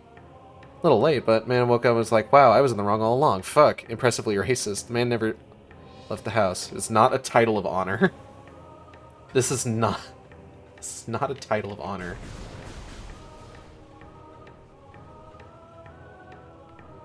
Nothing good is denoted by this. Gemstone Jester is raiding with a party of 4. JB, thank you for the raid. We're talking about some weird shit. We're talking about how racist H.P. Lovecraft was right now. How is everybody? How are you doing, raiders? I hope you're doing well. Alright, I gotta scan shit. Hold on. Collapsible suspension bridge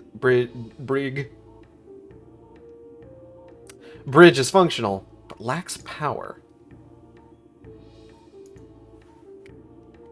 Well, that sucks. What's this thing? New research has been added to your logbook. This is a standard spinner device. The generator belts of the spinner can be activated by rapid rotational force. Use the boost ability of more powerful spinner to deactivate the device. How did they use this previously? That's what I'd like to know. Space pirates? How did you use spinners? If only we had a ball-shaped power source approximately 1 meter tall, which could spin very quickly. It runs on hamsters. Of course. Everything makes sense now. But yes, hello Raiders. If you're new here, my name is Gage. You're probably not that new. JB and I share the very similar audience base. But if you are new here, my name is Gage. I have found a Chozo artifact. I'm a variety streamer. And today we're playing Metroid Prime Remastered. I am also a very attractive shark boy. Please enjoy my impressive hip windows and the subtle sway of my hips. I never noticed the text on the side of the statue. Chozo artifact acquired. This is the artifact of strength. Second of 12. Dope. There's text. Oh yeah. Here's text. Whatever that fucking says. Alba? Bendesian portions of the area is unstable. Ah. Power bomb. You wouldn't show a Zoe. I absolutely would.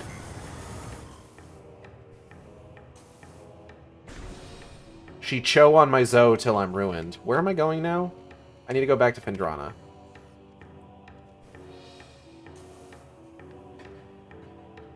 Okay, about that last part, your hips seem pretty stiff. No, if you pay attention, there's a subtle hip sway. I actually requested that.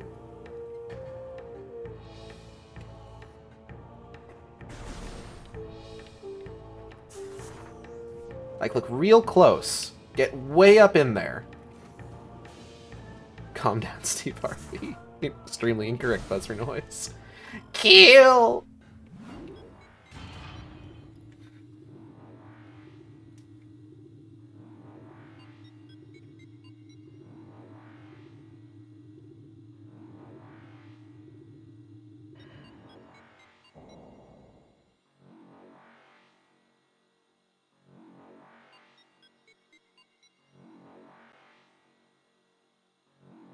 I see a tail moving. There is a tail in there. Somewhere. But also, just look at the hips. Look at my hypnotically, subtly swaying hips. Gotta get real close to those hips to make sure.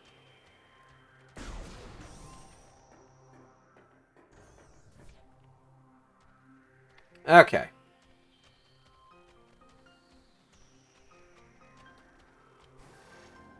Now I have big yumps.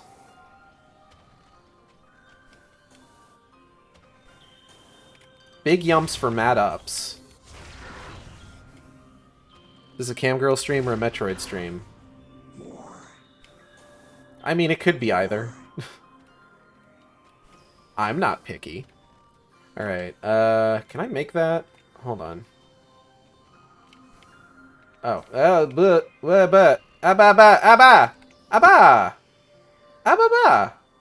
The fuck was that? Anyway.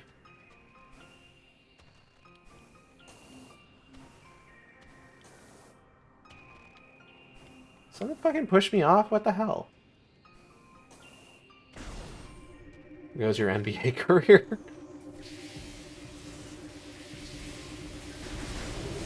I am 5'9", my friend.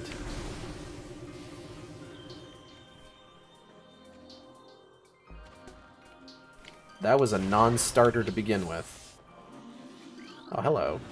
Hello, lore. From Star Trek. Are you prepared for the death you've earned, little man? Alright, chosen script translated. As the great poison reaches ever further into the planet, we Chozo begin to feel the gnawings of despair. Before it is too late, we now make our last stand. We have begun to build a temple to contain this darkness. At its heart, we will place a cipher, a mystical lock, powered by 12 artifacts and filled with as much power as we Chozo can harness. We wonder, though, even when we are done, will it be too late? And will the power of the temple and the cipher itself prove strong enough to hold back the poisonous tide that even now swells within the ground, threatening all life? I hear lower center of gravity.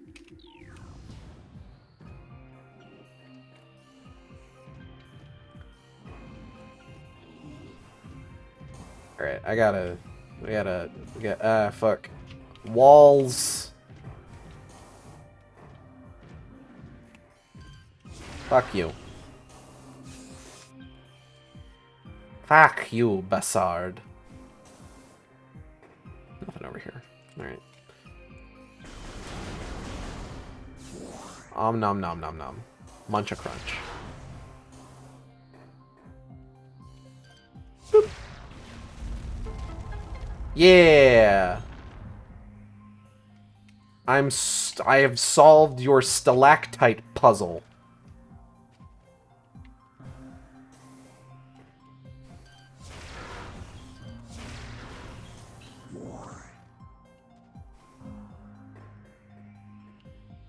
Okay, now what?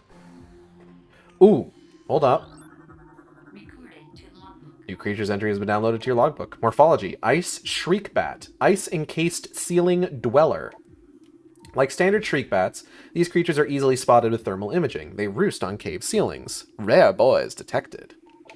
Subsisting on insects, reptiles, and small mammals. Fiercely territorial, they will dive bomb anything that wanders near.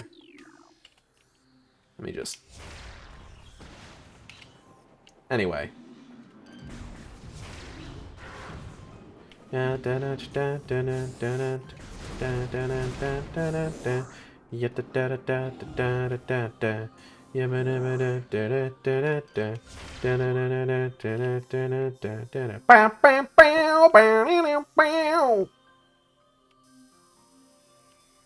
nothing I can do in here, actually.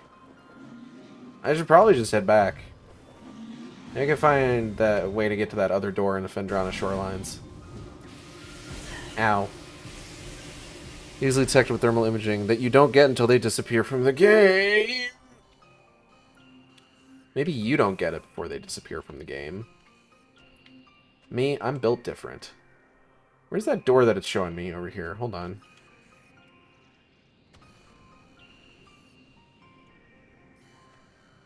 Is it that one over there?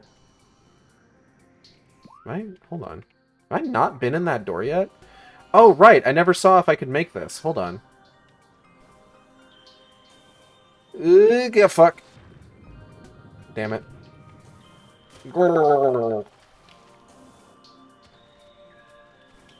I could just jump up from here. That's fine. Boop. Excuse me, Mr. Bamboo. Ah! Another one. Ouch. I did the thing the game told me to do and I still got hit.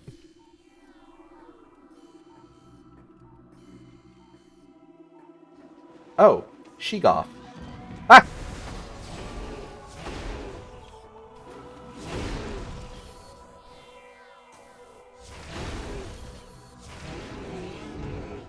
The only skip that I really did frequently in this game was getting space jump orally. But why did I say that way? It sounded like I said it, you got it orally. Statue depicting a Chozo balancing the plane of existence on its hands. Getting it early is what you said.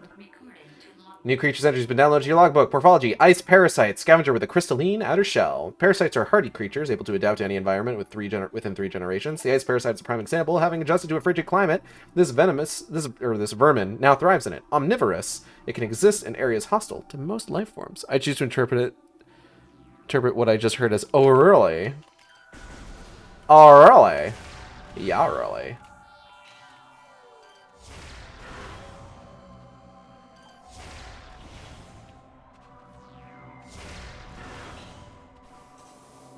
Something, old magic, I was there when it was written, blah, blah, blah, blah, blah. You know how it goes.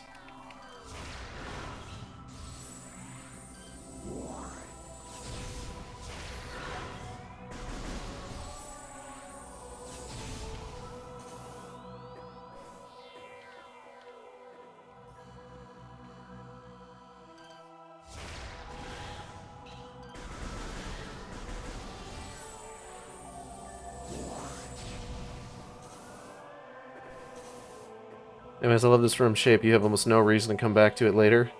Or shame you have no reason to come back to it later. No, you have a reason to come back here. Because of that thing over there.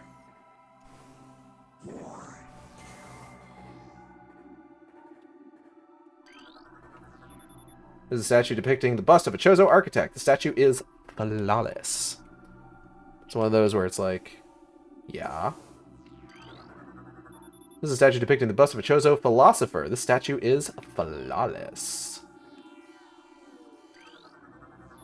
Statue depicting the bust of a Chozo warrior. This statue is flawless. The art team had a lot of fun, and wow, the details in the writing is much better in the remake. I think it's the same script, isn't it? This is a statue depicting the bust of a Chozo shaman. Several stress fractures could be seen running along the surface of this brimstone object. Yo, this bust is cracked! I guess they didn't really care about their shamans too much. What's this? Appears to be a shell of ice encasing a water basin. The water originated from the statue's mouth. Oh, the wall textures, you mean? Statue's hands seem to be frozen in place. What are you talking about? It's the same script. Like the shot of the fountain with wings spread. Art team having too much fun. Or just enough. About as much as they should be having.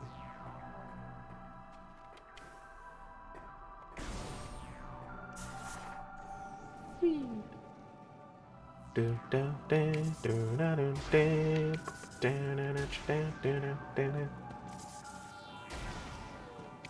excited to eventually do a stream of the Splatoon series single player modes.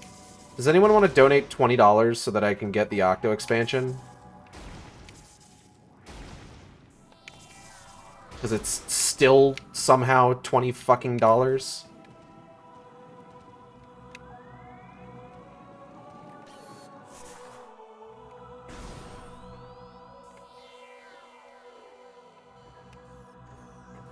Oh, it's time for my favorite boss. Ah, Beans. Here she is. Well, no. First, babies. Babies!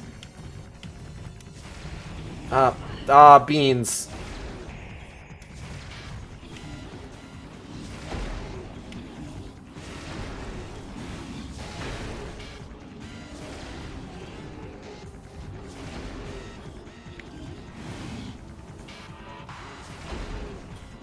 Ah. I think there's another one that popped in. Oh, yep.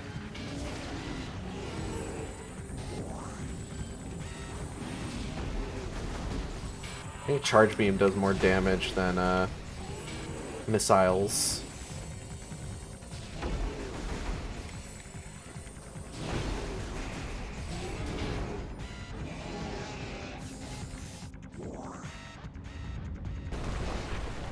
Mommy? Sorry. Milf Sheegoth is the art we need. Let's get a look at you! New creatures entry has been downloaded to your logbook. Morphology: Sheegoth, supreme predator of the Phendrana Drifts. Sheegoths are invulnerable to most beam weapons. Crystals on their back absorb energy, which they can fire at prey. Sheegoths have poor stamina. They hyperventilate after using their breath attack, making their mouth area vulnerable. The soft underbelly of a Sheegoth is susceptible to concussive blasts. In battle, they expel blasts of frigid gas to ensnare their targets. They're also fond of ramming and trampling their hapless prey. Oh, she looked good. She looked pretty good. Hey, girl, hey, how you doing?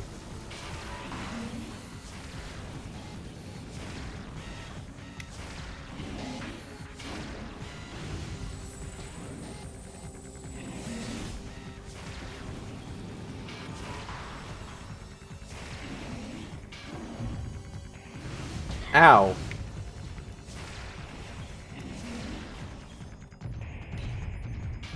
Texture on her tongue and inside the mouth, more muscle definition. Mm-hmm.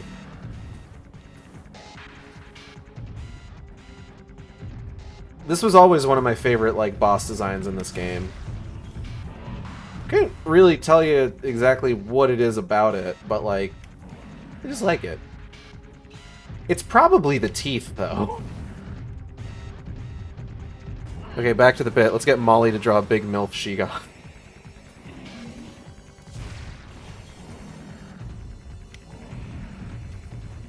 Molly would be down for that, I'm sure.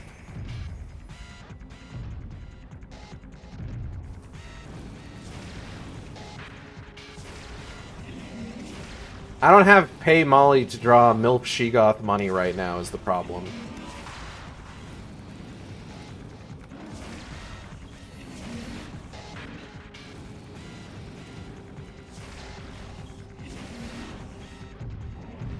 Damn, and I can't pay Molly to draw MILF Sheegoth either. It's tragic, really.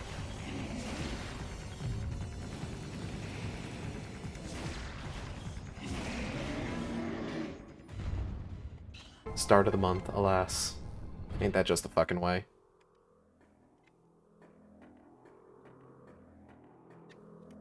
Oh, I'm gonna... Wave Beam! Gimme.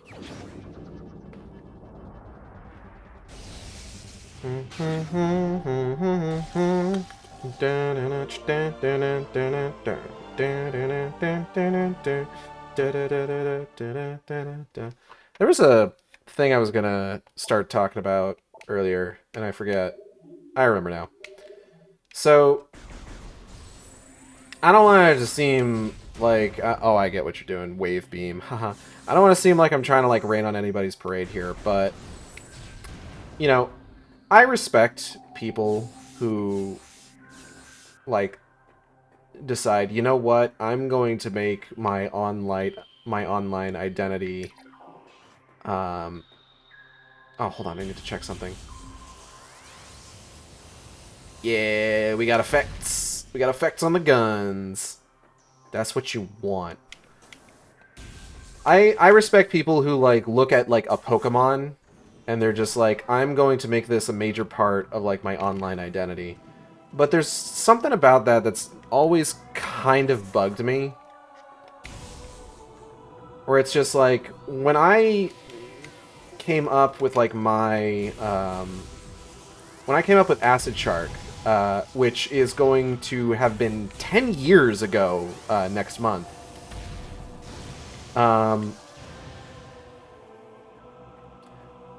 The entire reason that I came up with Acid Shark was because I wanted something unique to me, you know? I had seen people who had, like, personas that were, like, wholly unique, something that, like, only they had come up with, you know?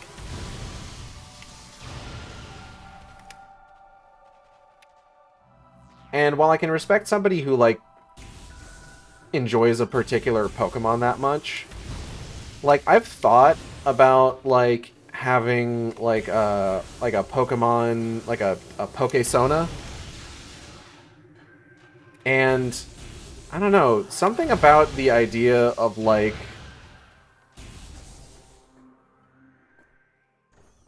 my Persona's species being, like, copywritten by another company rubs me in such a bad way.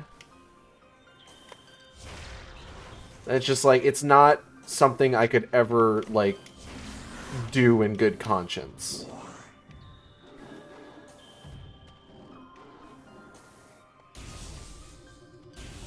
Like, base my entire my entire online presence around this thing that, like, Nintendo could send me, like, a cease and desist for at any given fucking time. Hello, Lucas. Welcome back. How was Orem Vale? Hope you had a good time.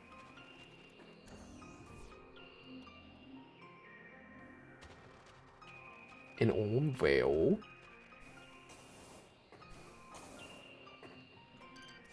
It was alright. Well, I'm glad it was alright. Did Sastasha right after. Ooh, fun. I guess. Let me just... Don't worry, I already scanned the Ice Shriek packs. I don't think you were here when I did that, but I did. You also missed Mama Sheegoth. Oh, hold on. Oh, these are just regular ass scarabs.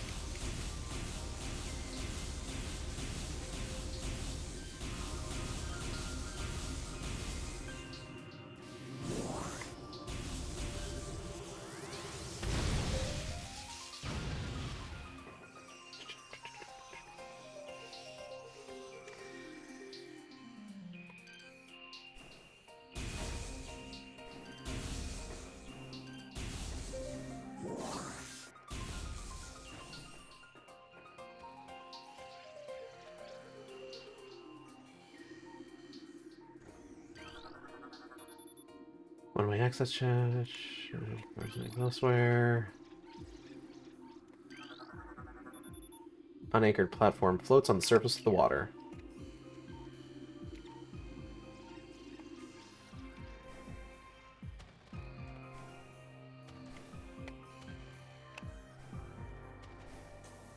Reminds me, I need to keep my eyes on PlayAsia. I can't be late when the Brazilian Postal Service messaged me about the fee, like, pay. Pay.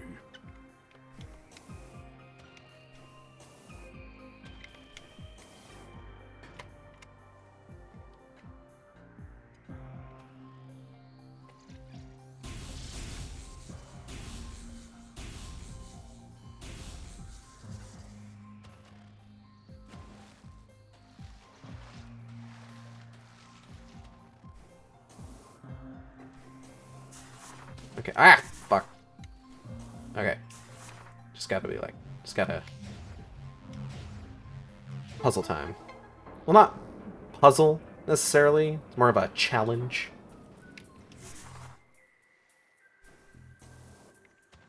A puzzle is definitely different from a challenge, I would say, personally.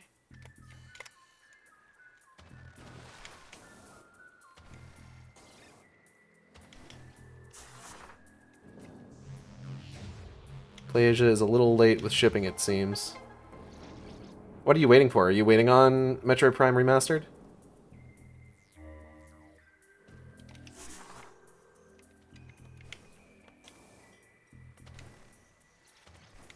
Oh, yeah.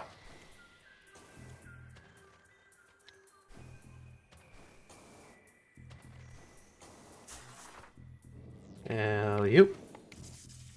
This is pre-ordered Tears of the Kingdom, but in a local retailer. I still haven't pre-ordered Tears of the Kingdom. But only because I'm not going to end up playing it right away anyway. So it's like, I can wait a little bit.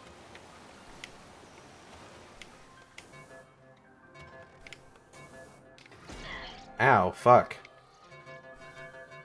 Wait, hold on, what? Fuck, shit. I think that was the thing I was supposed to go for.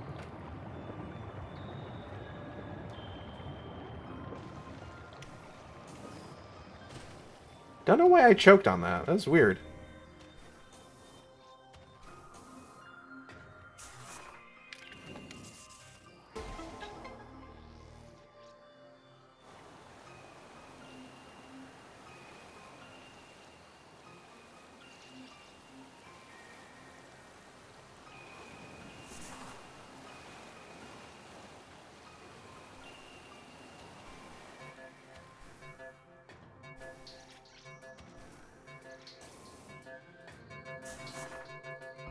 Yeah. Aha! This isn't what I needed to do to progress, but you know what? You know what? I'll take it. Whee!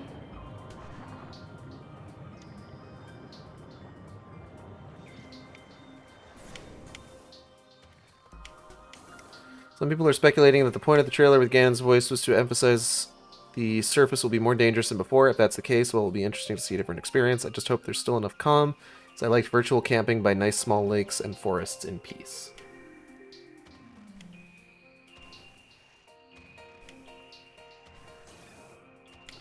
Fingers crossed.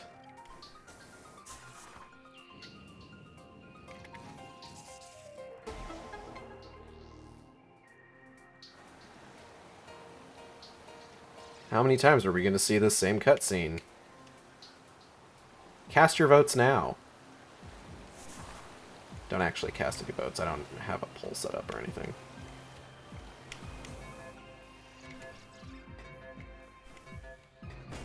Ow. Binch. Okay. So here we are. At the top of the tower. We have a couple different options of directions to go in. We're going to go over here first, because I think this is the save point. Hell yeah, it's the save point. Schematics for Glacier 1, secure zone accessed. Personnel bound for research area proceed directly to checkpoint. Schematics for research lab Hydra. Access to access research lab Hydra. Proceed through the wave doors to the south. Anything else? No. Saves my game. Saves my funny little game. Do do do do. Do do do do. Do do. Do do. Banana. Banana.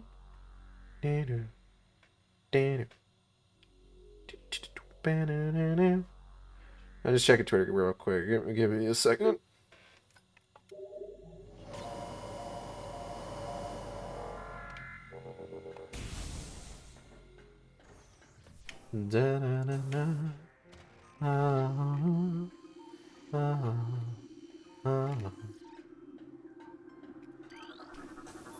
This door has no power.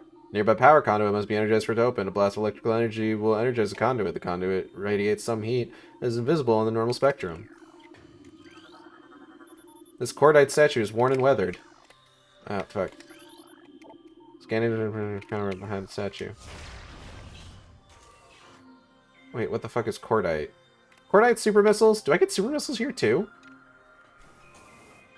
I don't actually know for sure off of the top of my head. Ah! Oh, but now we get to do the funny thing.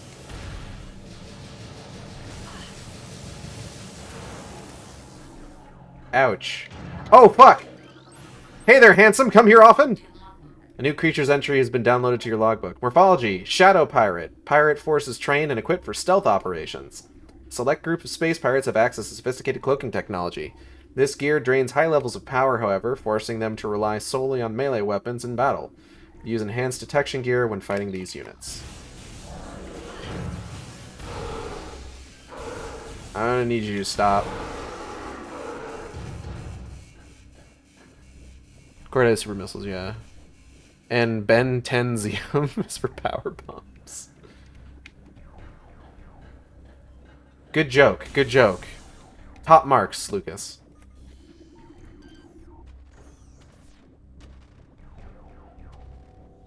Oh, little robot. Hello. Oh, robot mad at me. Defeat enemies to unlock doors. What?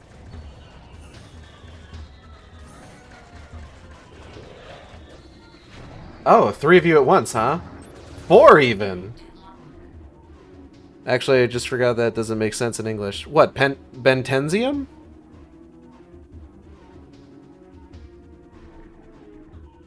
Bendicium. Bendisium. Okay. No, hold on. Bendesium in Portuguese. Bentenzium works. New creature's entry has been downloaded to your logbook. Morphology: Space Pirate. Sentient aggressor species, well trained in weapons and melee combat. Space Pirates wield galvanic accelerator cannons and 4-on-mounted sides in combat. This species seeks to become the dominant force in the galaxy, and their technology may help them realize this goal. Ruthless and amoral, the pirates care little for the cost of their ambition, only the results matter, and they take these very seriously. Also, 100% fuckable.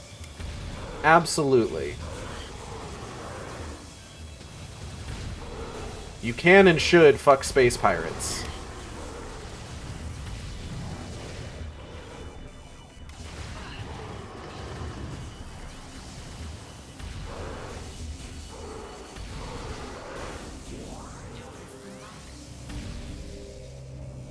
Doors unlocked.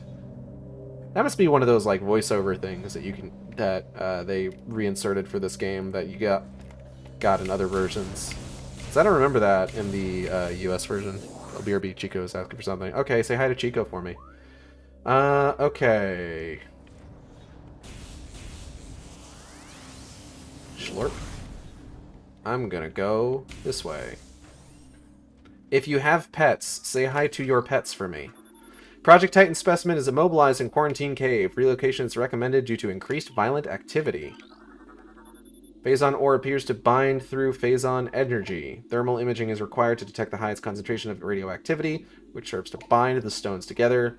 Imaging research is being conducted in the containment vault area of this facility.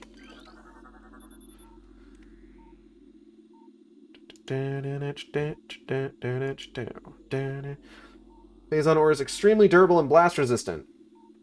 Although the armor-like qualities of this shell provide ample protection, thermal imaging can be used to detect weak areas on the casing. Improvements must be made to this shell in the event that these weaknesses are found by aggressors.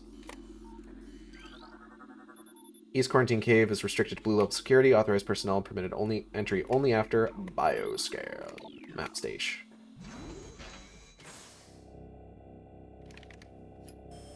Give me the map.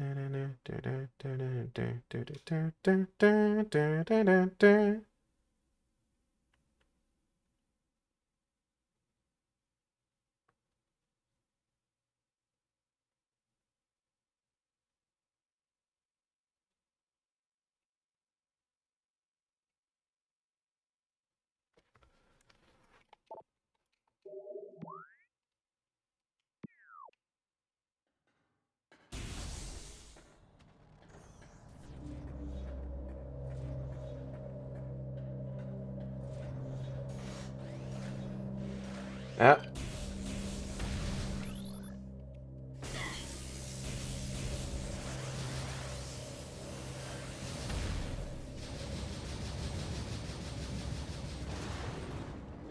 Okay, I have wife aggro, therefore I'm gonna go on walk. Have fun playing with space pirates in the Dark Age. I will.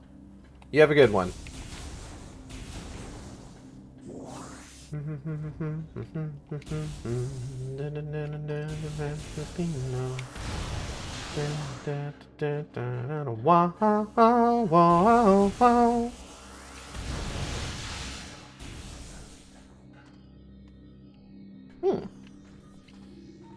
Funny shield. This force field blocks the entrance. Something nearby must be able to deactivate it. Is it maybe this? This research lab Hydra granted. Alright. Cool. Oh. Hey, boys.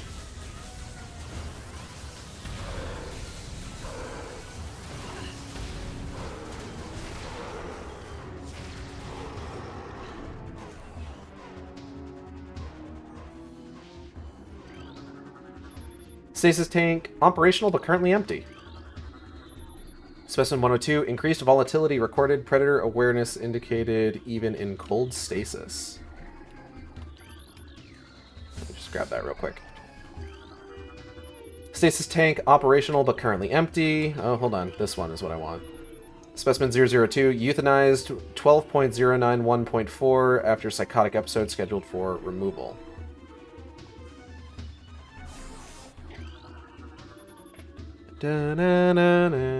Stasis tank operational but currently empty. Specimen 029, life signs normal, pulse at 140%, mass increase of 4%. And yet, not fucking here right now. Specimen 043, decreased vital signs, cold damping appears stable. Oh, we got all sorts of screens to scan here. Stasis tanks operating at 40% capacity. Temperature regulation errors have been rectified as of 12.112.4. Wait, was that everything in that one? Yeah, it was. Ice beetle infestation in Ice Vault region has been 95% exterminated. Report any sightings to security immediately. Oh, hold on. Access to Research Lab Ether, limited to Team Sclera only. Personnel bound for Hollow Observatory must use West Elevator. Increased acidity levels recorded in Phazon amniotic bath. This is likely a side effect of Phazon ingestion by test subjects. Phazon fluid bath levels at 70%. Checking diagnostics per procedure 12.003.8. A new pirate data entry has been downloaded to your logbook. Log 10.515.8. Our initial tests exposing Talon 4's indigenous parasites to Phazon appear to be successful. Increases in strength, size, and aggressiveness are common in all test subjects, as well as unforeseen evolutions like additional poison sacs within the abdomen and the appearance of a second ring of mandibles in several subjects. These creatures were chosen because of their resilience, and it appears possible that, given enough exposure to Phazon, they may one day be able to survive on any planet we transport them to. Our methods will have to be refined. We currently have a 100% extinction rate after the 4th infusion period. Infusion period, and most survivors of the 3rd infusion stage are so violent and uncontrollable that they have to be euthanized. Even still, we remain hopeful that further experimentation will result in success. You scanned 50% of the logbook. New extras are unlocked in the main menu. Hooray! Good for you. Log 10.344.8. We have codified the newfound energy source as Phazon, a V-index mutagen of which we have very little reliable data. Indicators point to a meteor of unknown origin expelling Phazon into the environment. This material appears to possess the power to mutate organic life forms sufficiently to withstand its poison. These mutations appear promising, with abrupt evolutionary leaps appearing in single-generation reproduction. Plans to establish a full science team on Talon 4 are being finalized. So that's one of the Phazon seeds that you see in Metroid Prime 3, is what hit the planet. Log 10.587.7. Mining operations have begun near the crater where Phazon appears to be most concentrated. Daily Phazon yields have increased 44%, and our mining system becomes more streamlined as personnel and equipment flows increase. Several incidents of Phazon-induced madness have been reported, prompting augmented life support regulations to the deeper chambers. Symptoms include loss of equilibrium, erratic respiration, muscle spasms, and in most extreme cases, hallucinations. Timeline reassessment for the refinery operations recommended, as the material proves more unstable than initial analysis indicated. Xenome S.-A is undergoing relocation to Lab Hydra. Subjects transfer ordered after a pronounced increase in aberrant behavior. Security clearance ADR 13. Plants vs. Oliver is now following. Welcome. I hope you're having a good Saturday, and I hope you have a good time here on the Shark Stream. I'm reading lore. Phazon infusion within central energy core of Xenome S-A is at 70% saturation. Increased dosage appears viable. Log 10.712.1. Most terraforming and retrofitting of security checkpoints on Talon 4 is complete, but we continue to research the alarming epidemic of breaches by local creatures. Door records show no authorized entries, so we must presume the creatures are either slipping in undetected during daily personnel moves or else finding their way in through subterranean tunnels. I used to play this game as a kid. I'm excited they remastered it for everyone to play it again. It's such a great game. It's so fucking good, and I am so excited for more people to play it. Because it's a good game. It's a good game, and this is a really good remaster. We have found many small breaches of this latter sort and plugged them wherever we can, but it's unlikely that we will ever achieve full extermination within our current timetable. Alright, I think I scanned everything. I think I can continue the video game. Elevator operational, please step onto the hologram. Yes, sir.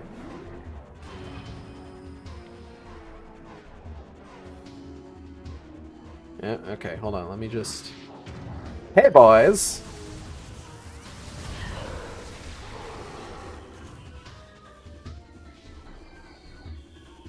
Oh, nothing for this screen? Yeah, alright. Fortunately, never got to see the final boss. My GameCube just gave up on me. That is super unfortunate. I hope this new release affords you an opportunity to see the final boss, because it's super cool.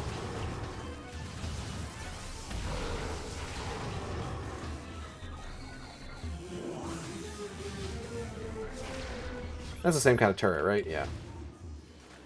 I know there's more... I know there's a different kind of turret. I just don't know where it shows up. Oh, hey, man. Come up and see me sometime. Anyway, I gotta scan stuff. 1 second. Phazon batch 1734.D shows mandible mutation across all subjects. Cross infusion with batch 1622.G recommended. Mutation strain 776V shows massive absorption capacity influx. Strain replication is now underway. Transfer of specimen 344 to Lab Hydra complete. Further infusion suspended pending security assessment. Prep work on all empty stasis tanks must be completed before specimen batch Y arrives on 12.312.2. Xenome behavioral patterns show decreased reflex activity at temperatures below freezing.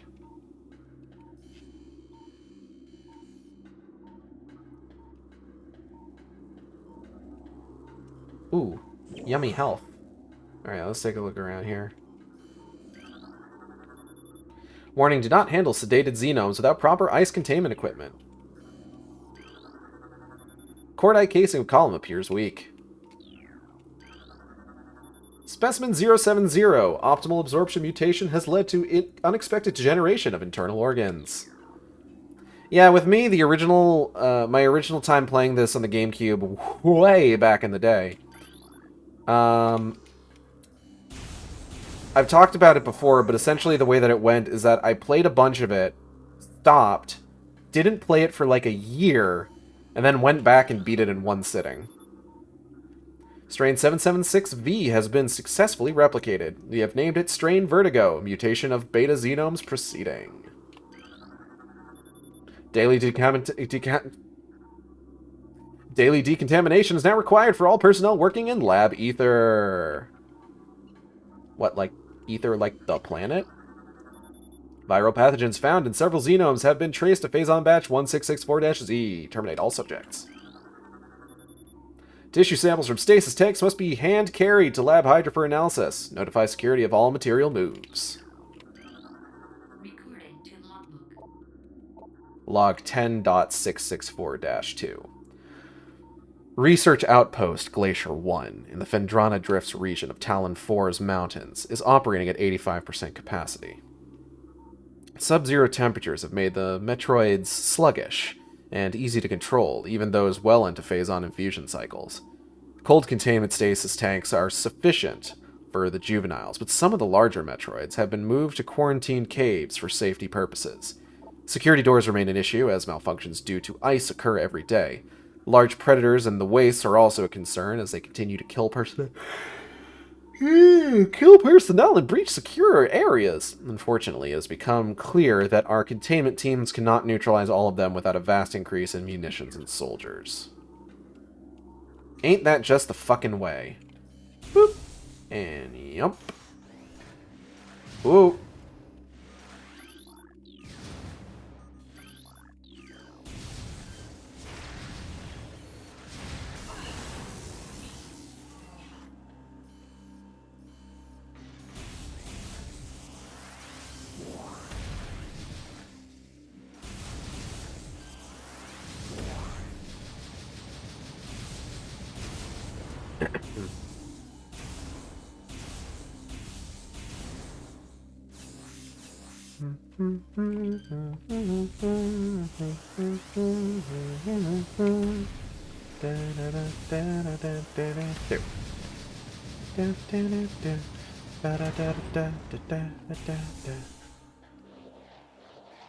Ooh, I like this room.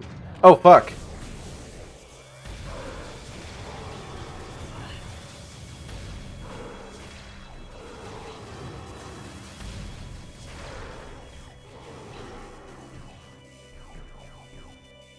Oh, there's more of you. Da na na na na na na.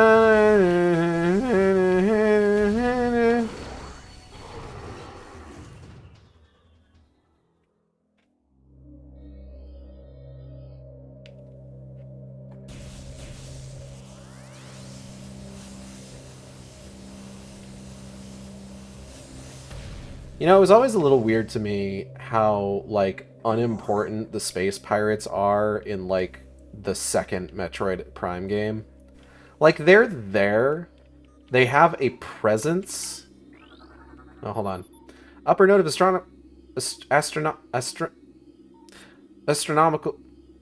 astronomical holographic projectors retracted and inactive. Yo, this bitch retracted and inactive.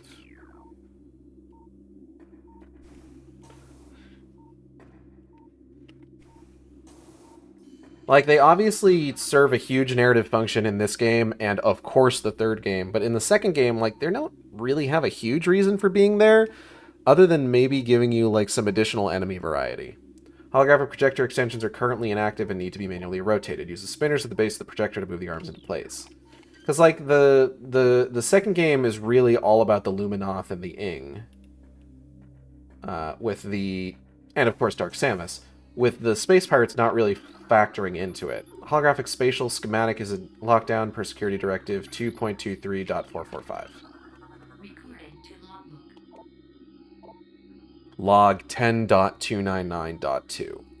Scans of the spiral sector detected a massive energy spike emanating from a Wanderer-class planet identified as Talon 4.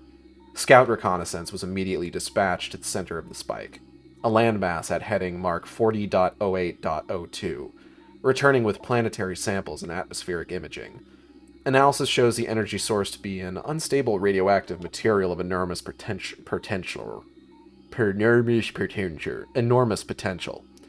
We are unable to perform an accurate risk assessment at this time, but we are unlikely to find an energy source this powerful again. Analysis will continue, but currently Talon 4 appears to be a viable secondary headquarters. Holographic map coordinate data has been updated successfully. A new pirate data. Log 10.401.7. Phazon mining is underway. Several garrisons have been established, and terraforming of the Chozo ruins is underway. Security systems are operational, and science team continues to make progress in their biotech research. The Phendrana Drifts have proven to be an optimal location for research headquarters, and soon it will be joined by a fully operational combat base and starport. If Command's predictions are half true, we shall rise to dominance in this sector within a decacycle. Truly, these are glorious times.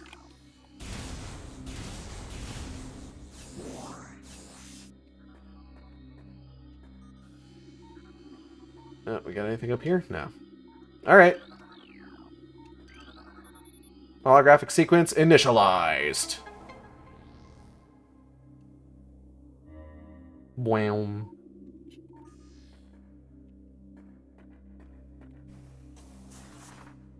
Whoop.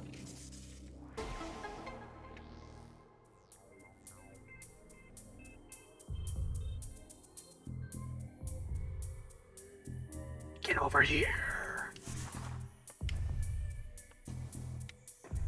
Thankfully, I'm not timed to do this. Also, I'm not gonna, like, dilly-dally, shilly-shally or anything.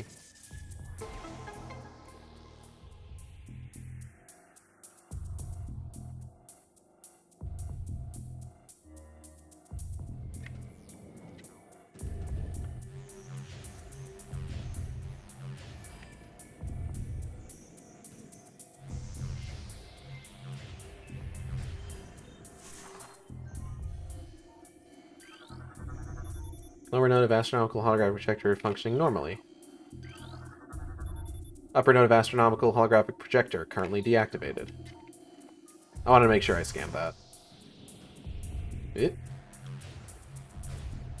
I don't need to, but I wanted to, you see.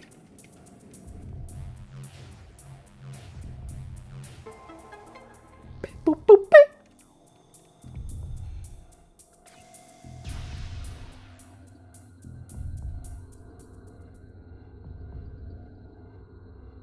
Hey, I think that's the super missile. I'm pretty sure. But also we can scan a bunch of these planets.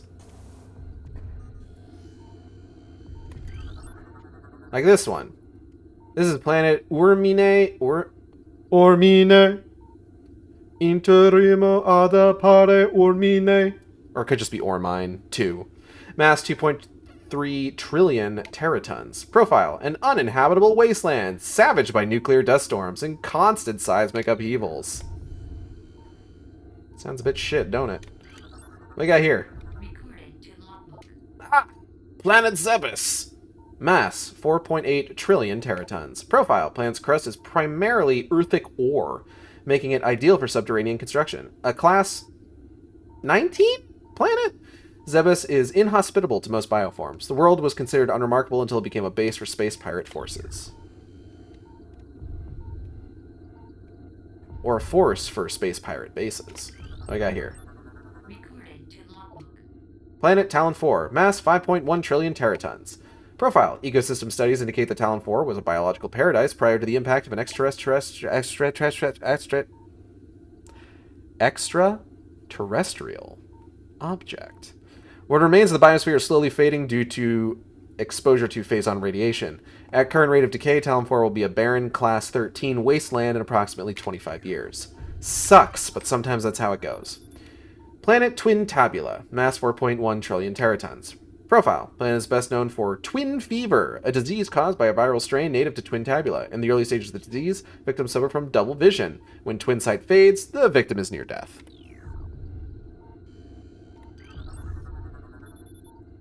Planet Bilium, mass 3.8 trillion teratons.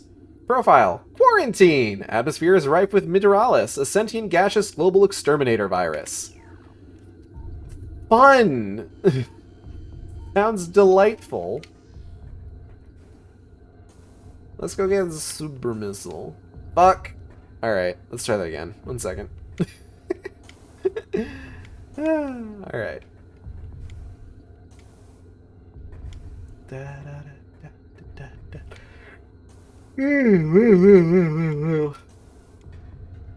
I'm sleepier than I normally would be.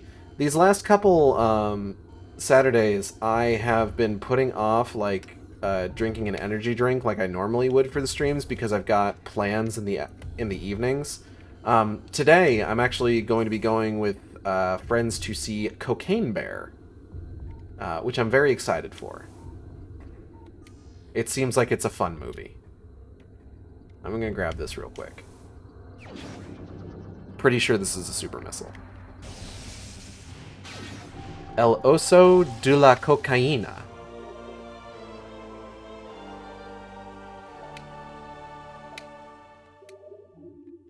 You found 25% of all items. New extras are unlocked in the main menu. I'm just getting all sorts of shit today. Bam! So that should allow me to blast open cordite shit. Pretty sure. All holo technicians report to main observatory. Maintenance required on both holo modules. Chief Astrogation Officer feels our current dual projector system is obsolete. Please review and advise. Saves my funny little game.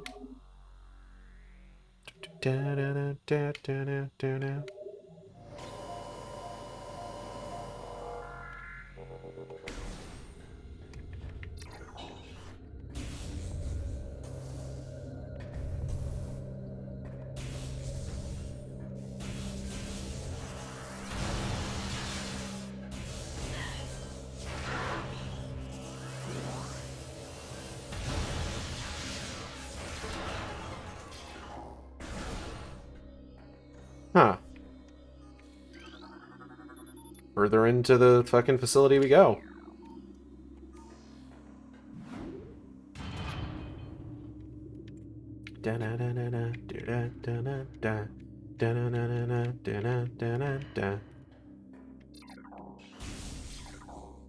Hello? Anybody out here? Space pirate! Hey there, handsome!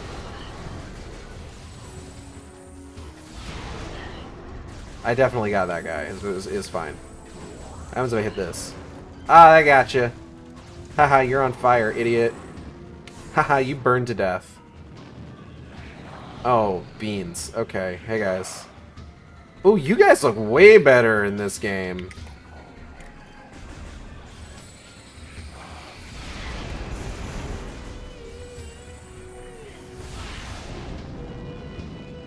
Remaster has treated you guys very well, I must say. Like, I gotta be honest, I wasn't too into, like, the jetpack pirates in, like, their original incarnation, but ooh, baby. I want those twinks obliterated.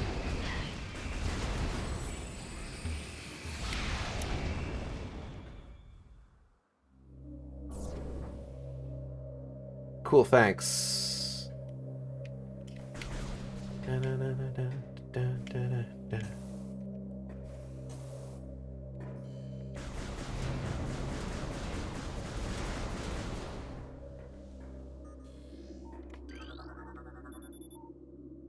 Could be melted with extreme heat. I do not have extreme heat right now.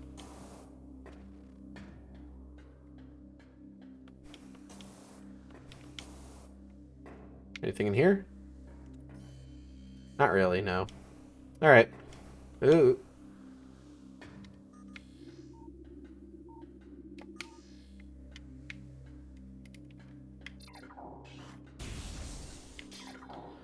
I rewatched Secret of Nim recently. Secret of Nim's a good movie. If you haven't seen Secret of Nim, I would highly recommend it. It's probably my favorite Don Bluth movie. I'm not usually the biggest fan of Don Bluth's, like, aesthetic animation style. It's not anything, like, personal. It's just, like, something about it just doesn't really appeal to me. But I do really like Secret of Nim. But it got me thinking about this movie that I had on VHS as a kid. It was called, like, Once Upon a Forest or something. That I remember exactly nothing about. And I don't know if it would be worth it to go back and watch it. Oh, hey! A Metroid. Welcome back, Lucas. You do eventually plan to have Metroids in your Metroid game, right? Oh, never mind. Recording to logbook. A new creature's entry has been downloaded to your logbook. The titular creature. La criatura. I like that they let you scan it before it busts out. Because it's just like, yeah, this is... to some degree, this is what you're here for. We'll let you have it. And then you can just go nuts. Morphology. Talon Metroid. Energy-based parasitic predator. The effects of Phazon have turned these Metroids, a species of alpha predator native to SR-388, into a unique subspecies found only on Talon 4. A Talon Metroid will latch onto its prey and drain energy, growing larger as it does. The only way to shake and attach a Talon Metroid is to enter Morph Ball mode and lay a bomb. Just known as the voice actor of Noah from Xenoblade 3 is streaming Xenoblade 3 right now. Oh, that's neat. I love when voice actors do that.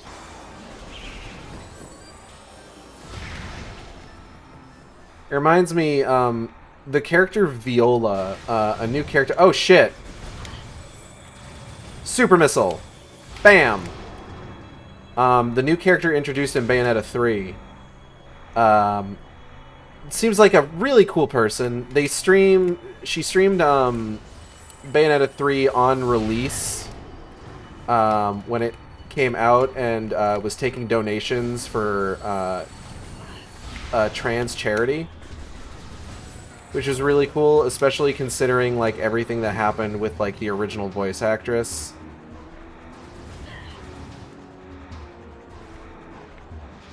Like, being like, hey, they cut me out of this. You should take the money that you would have used to buy the game and donate to these charities. And then, like, posted, like, anti-abortion charities. Just like, Cool grift, but no thanks. Wish Ryan's voice actor did that. He has no idea how many people would tip him just to have him say anything in Ryan voice. I feel like he might have some idea. But I saw some really good art of Viola recently, and when I was looking at... it was posted to Twitter, and when I looked at the caption for it, they said that they were commissioned by Viola's voice actress. I'm just like, that is so fucking cool. I would do that exact same thing. If I started, like, voice acting, and, like, I had a character that I thought was really neat that I played, I would definitely commission people to, like, draw that character. Containment temperature stable at 3 degrees centigrade. Environmental diagnostics satisfactory. Metroid brain scan results in. Studies show accelerated activity in parietal lobe during hunting cycles at temperatures above 10 degrees centigrade. Internal organs of Metroid seem to be limited to nucleonic absorption cells and massive energy reservoirs. I don't think in grand scheme of things that many VAs get super invested in characters' games they voice for, so it's always cool to see when they do.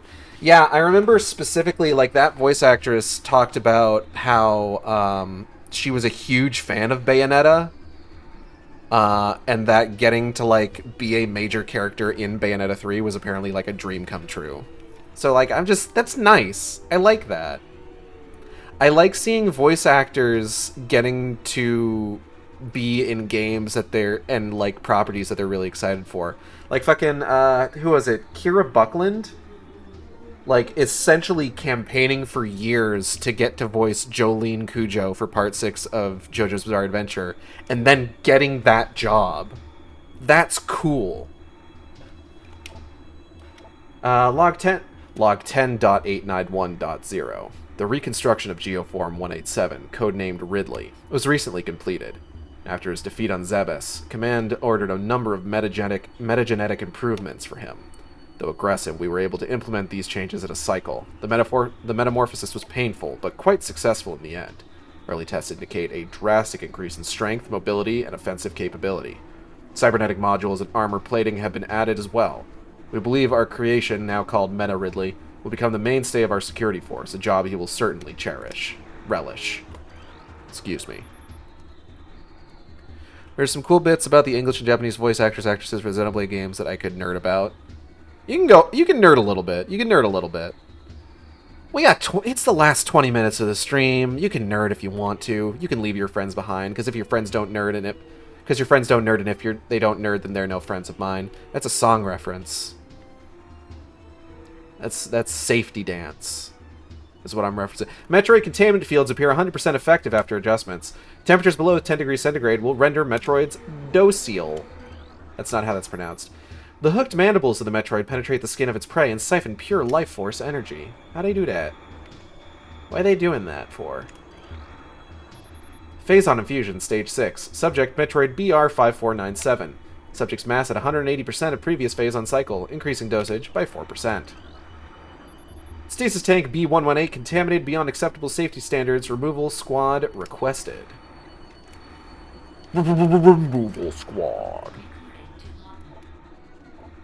Log 10.444.4. Initial transfer of Metroids to Talon 4 research facilities has been completed. 3 were terminated in an incident at the landing site, but the others were pacified and transported safely. Initial Phazon infusion testing is underway.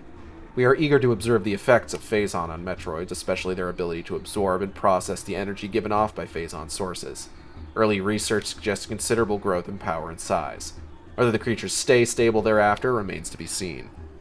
Problem is, if I mention the names of the characters, you will probably not recognize. That is true. I would not recognize them, as I unfortunately have not done a deep dive into Xenoblade, really. Directive: in the event of a Metroid attack, repel creature with missiles set to maximum concussion. Supra missiles. All guards must use ice containment gear when transporting Metroids. This includes sedated specimens and those pronounced dead. Take no fucking chances, buddy. As energy-based creatures, Metroids show immediate mass increases upon energy absorption. Log 10.957.2. Confidence is high regarding Phazon applications. We know enough about Phazon now to begin combining it with Space Pirate DNA. The codename for this venture will be Project Helix. Preliminary studies indicate that Phazon infusion could produce radical new pirate genomes. Benevolent mutation levels are high in current test subjects. Phazon madness is a concern, but refinements in the infusion process should reduce or neutralize the odds of mental degeneration.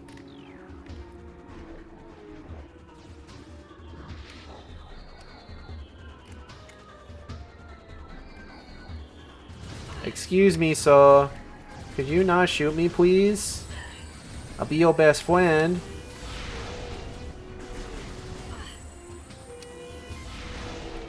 Damn it. Alright, one moment, sir. Let me just do this real quick. Oh, whoop, do do do do do do do do do do do do. Don't shoot me. Don't you do it.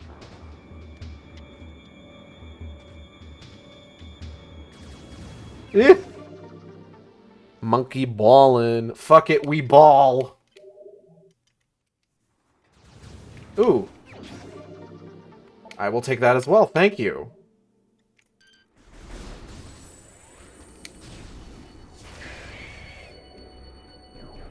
Go get him. Oh, shit.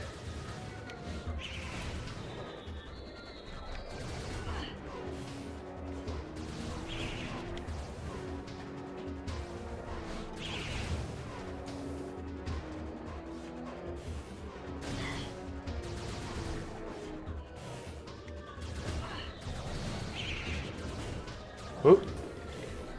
Hold on. Yeah. Ah, damn. I was hoping I could, like, bait it.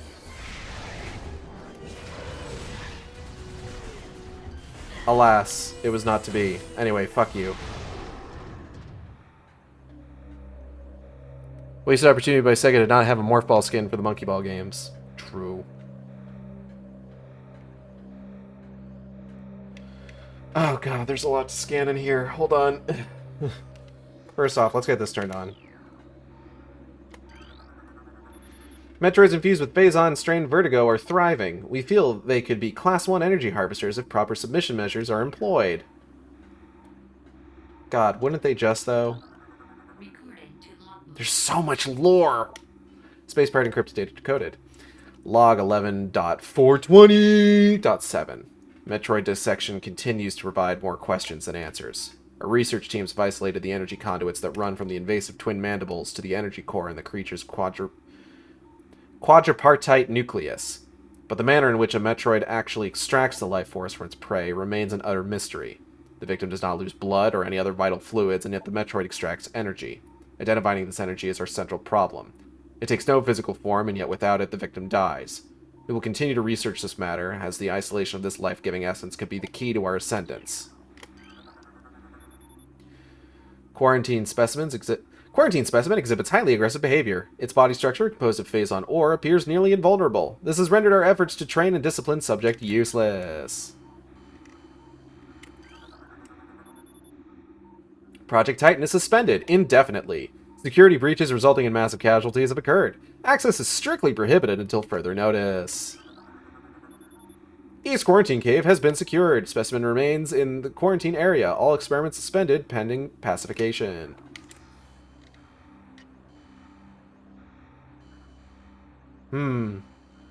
I don't think these screens are actually showing the things that they're talking about. These all seem to be for the Omega Pirate. And this... I just don't know what to make of this.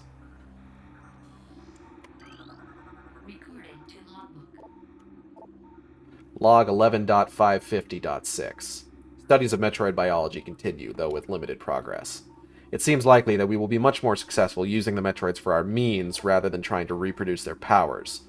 If they could be adequately tamed, we would have no need of a proper understanding of their metabolism. A small force of disciplined Metroids could wipe out entire armies. Once we find a way to shield them from cold containment weapons, they will be invincible. Furthermore, if we could then harvest the energy they'd consumed, we would have a near limitless source of power at our disposal. Little do they know, the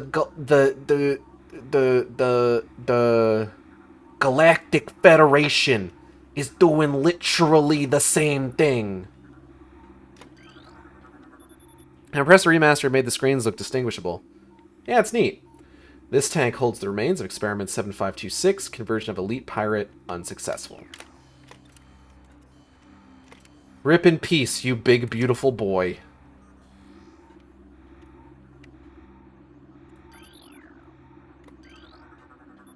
Stasis tank CO12 is contaminated beyond acceptable safety standards. Remove immediately. Empty stasis tank used for biological specimens. Latent radiation readings indicate extreme radioactive contamination. Haha, funny radiation.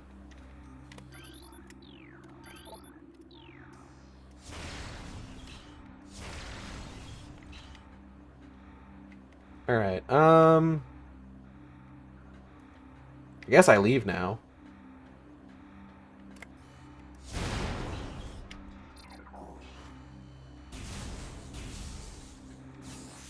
Just eat that real quick.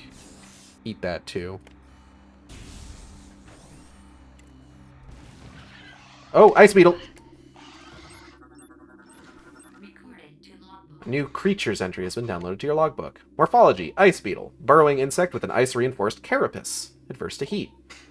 This member of the beetle family is adapted to life in the sub-zero temperatures in the Phendrana drifts, growing a thick ice shell over its entire body. The ice is extremely resilient, providing the ice beetle with extra protection and augmented digging capabilities. Oh, the fifth beetle.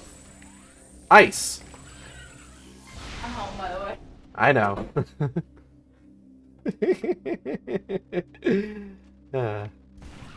Oh.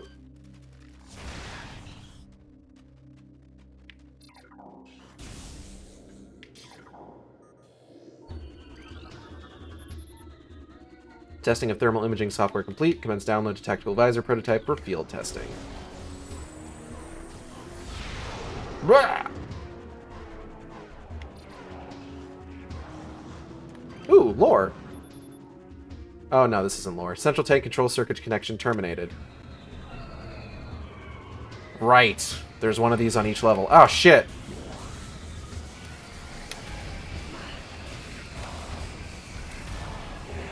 Blah.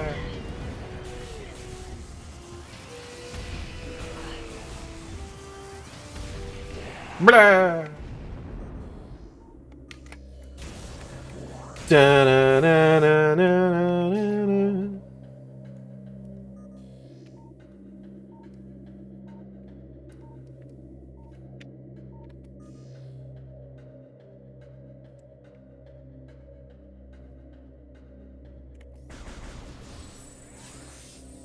Delicious.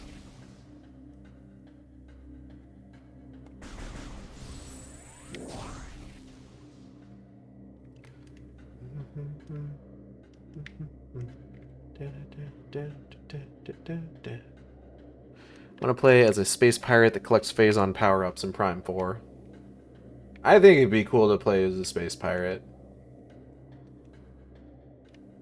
Like, I'd even take, like, oh, this space pirate defected, and now you play as him.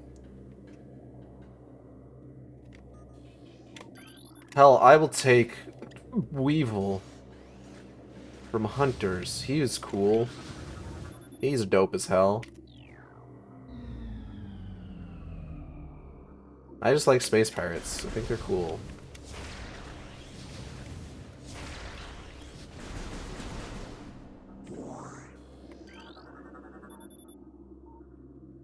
Thermal imaging software exceeding initial expectations. Combat applications are being evaluated by command. Field testing in Phendrana region approved. Use of prototype visors by security personnel approved.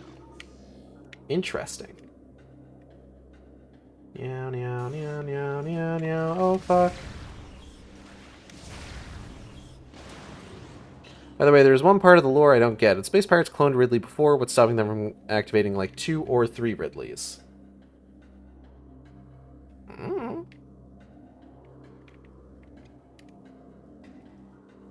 Maybe he's obnoxious and they can only really handle one of him. Thermal visor interfaces will be sent to quarantine area. These visors will be useful for any personnel involved in transport of the unstable test subject there. Lore. Oh no, this is button.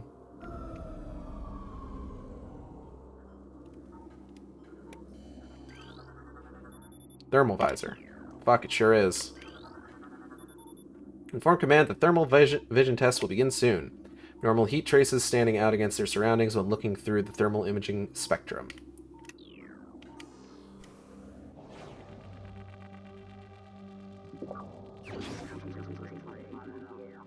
Oh, that fucking sound.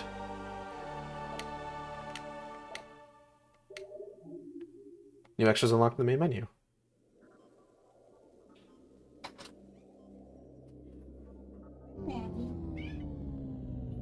Meow. Ooh, a cookie. What kind of cookie is this? Double chocolate chip. Yo, double chocolate chip. Mmm.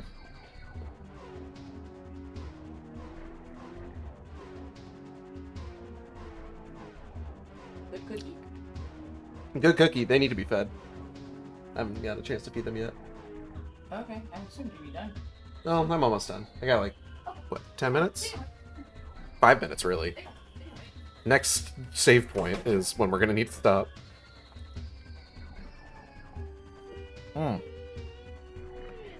Oh, good cookie. Alright.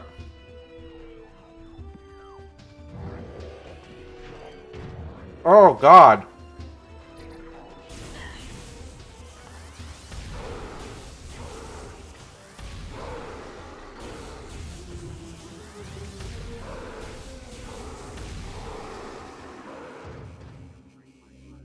This?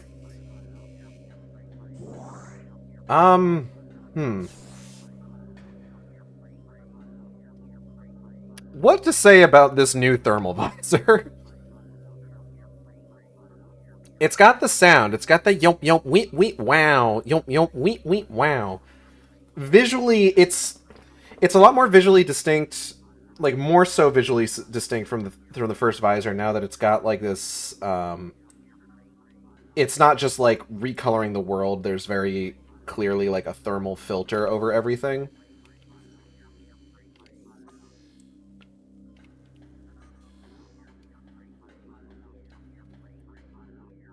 And the blur effect, yeah. This feels like they looked at the original thermal visor and it's just like, we need to encourage people not to stay in this particular configuration constantly. So let's make it slightly harder to really look at.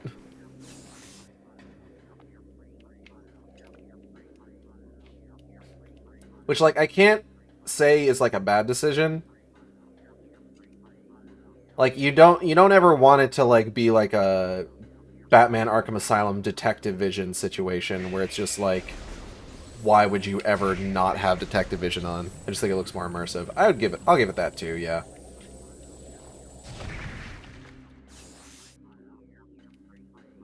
Yo, wait, wow. Yo, wait, wow. Yo, wait, wow.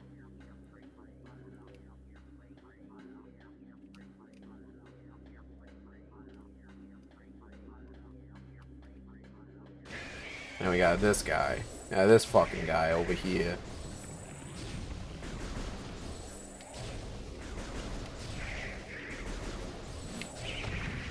Kersplat. If anyone played through Prime 2 Echoes from the moment you get the Echo Visor onwards without turning it off.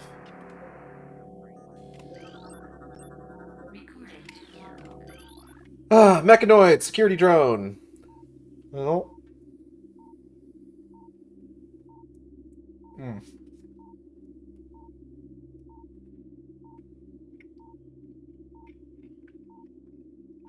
Hmm.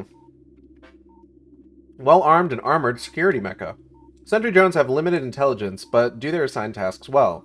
Being machines, they are susceptible to electrical attacks. When alerted, drones initiate a security lockdown and then attempt to neutralize the intruder. Their electronic warfare suite can scramble visor technology as well.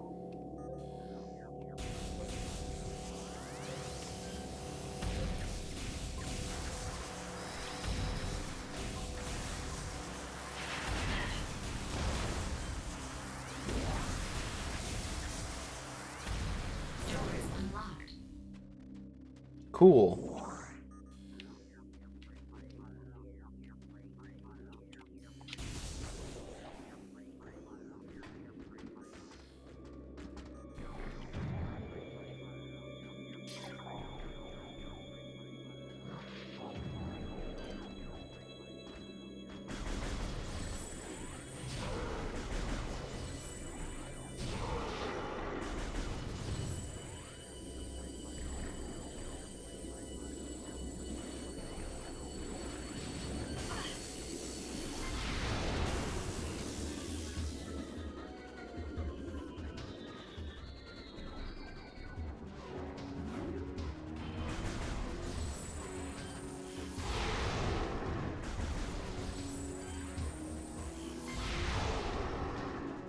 Missiles depleted.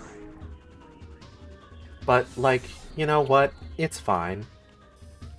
Where is the closest save point, actually? Oh, it looks like it's the observatory. Alright, so we're gonna get to the observatory, save our game, check out what we unlocked in the extras menu, and then we'll call it a day. Ah!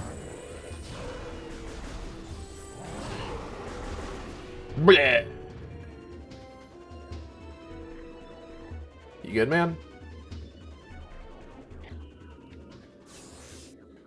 fucking dissolved.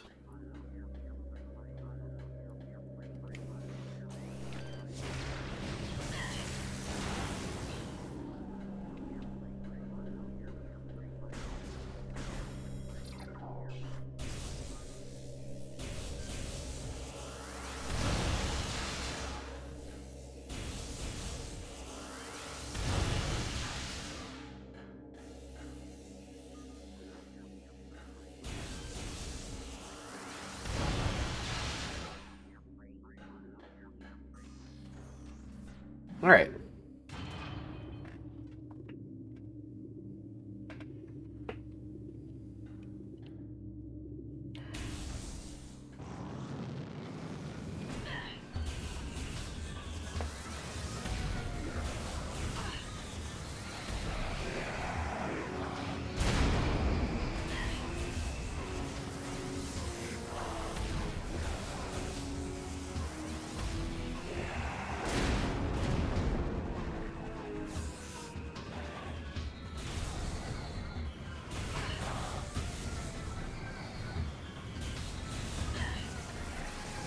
Oop.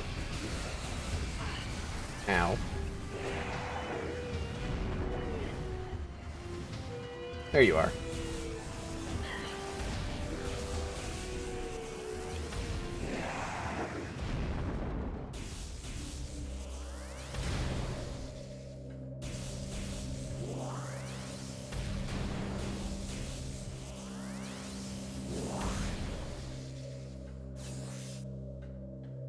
I might as well go ahead and pop as many boxes as I can to see what I can get out of them.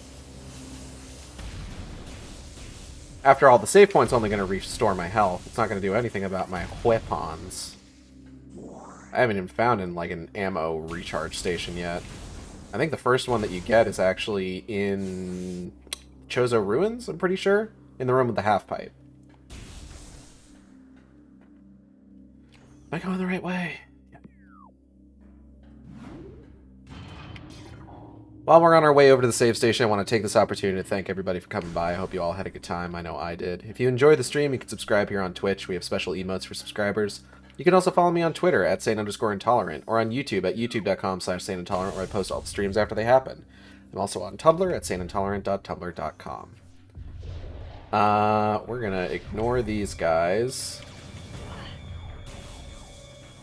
Upcoming streams. Oh, art for the stream. Thumbnail art was done by Knucklebone on Twitter. An artist that I've worked with many times before, Fen. You can find him at _Knucklebone. That's _KNUCKLEBONE. Does great work. He's actually currently set to work on something else for me for another possible stream series. And then VTuber was done by Audrey and B of Team Catpull, who you can find on Twitter, Twitch, and YouTube at Team Catpull. That's TEAMCATPLE. Don't email them, don't DM them. If you want a commission, use a commission form. They're going to be streaming Persona 5 tonight, where they're going to have Joker make relationship mistakes. So that should be fun. Upcoming streams. So, difference in stream schedule this week because I realized that Final Fantasy XIV 6.35 is coming out. So rather than doing Nier, possibly God of War or something else, Signalis, and then more Metroid Prime, what we are instead going to do is we're going to have a Final Fantasy XIV stream on Wednesday covering the new Hildebrand quests, and then we will play Nier Automata on Thursday instead. Still have Signalis on Friday, still have Metroid Prime on Saturday.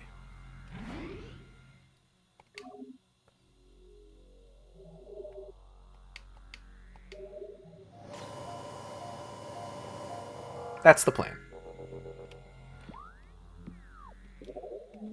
Now, before we call it a day, we are going to go ahead and check out what we've unlocked in the extras menu. Because we picked up a few upgrades and we hit some major percentages for items collected and logbook entries scanned, so we definitely want to go ahead and take a look at that.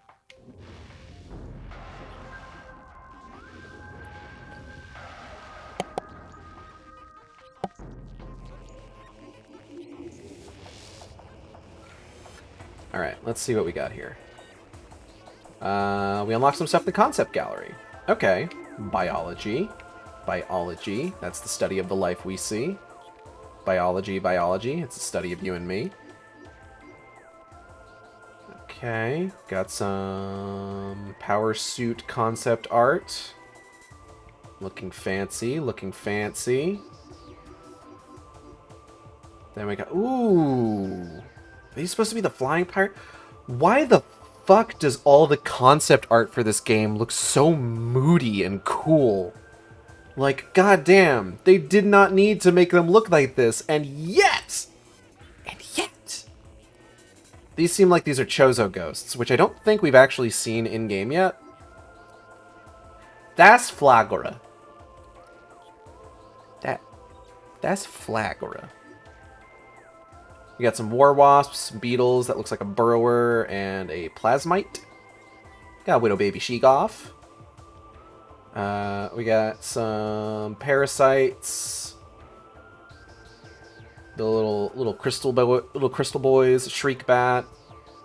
The magnetic dinner plate guys, and a ripper, it looks like, which I don't think there are rippers in the Prime series. Don't know what that's doing here. Biology Remastered. So this would be art that they made specifically for the remaster of the game, just showing like more updated high fidelity looks for the things from the original game.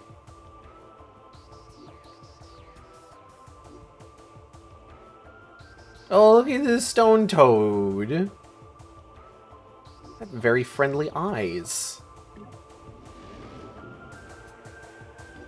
World.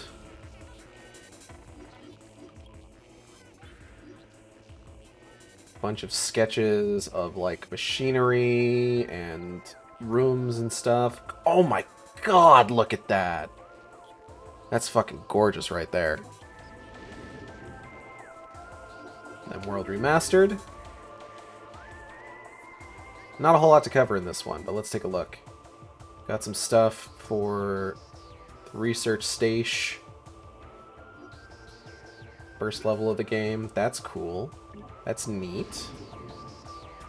It looks like we didn't unlock anything in the character gallery, but we did get some stuff in the soundtrack gallery. Hive Mecha Battle.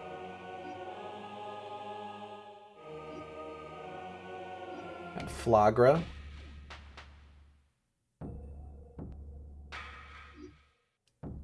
Battle 1. Classic Magmore Caverns track. Oh, we got Fendrana Drifts. When Prime 2 remastered. Hello, Esperise. Hopefully it's made. There's apparently been talk that Prime 2 and 3 may not be full remasters like 1 was, and may just be ports. Which I wouldn't necessarily say no to, but given how fucking incredible Prime 1 Remastered is, I do hope they do full remasters of 2 and 3.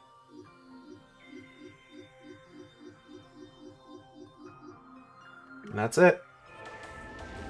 Alright, well, that's going to be it for me today. I want to thank everybody for coming by, and I'll see you next time on the Shark Stream. Same Shark time, same Shark channel.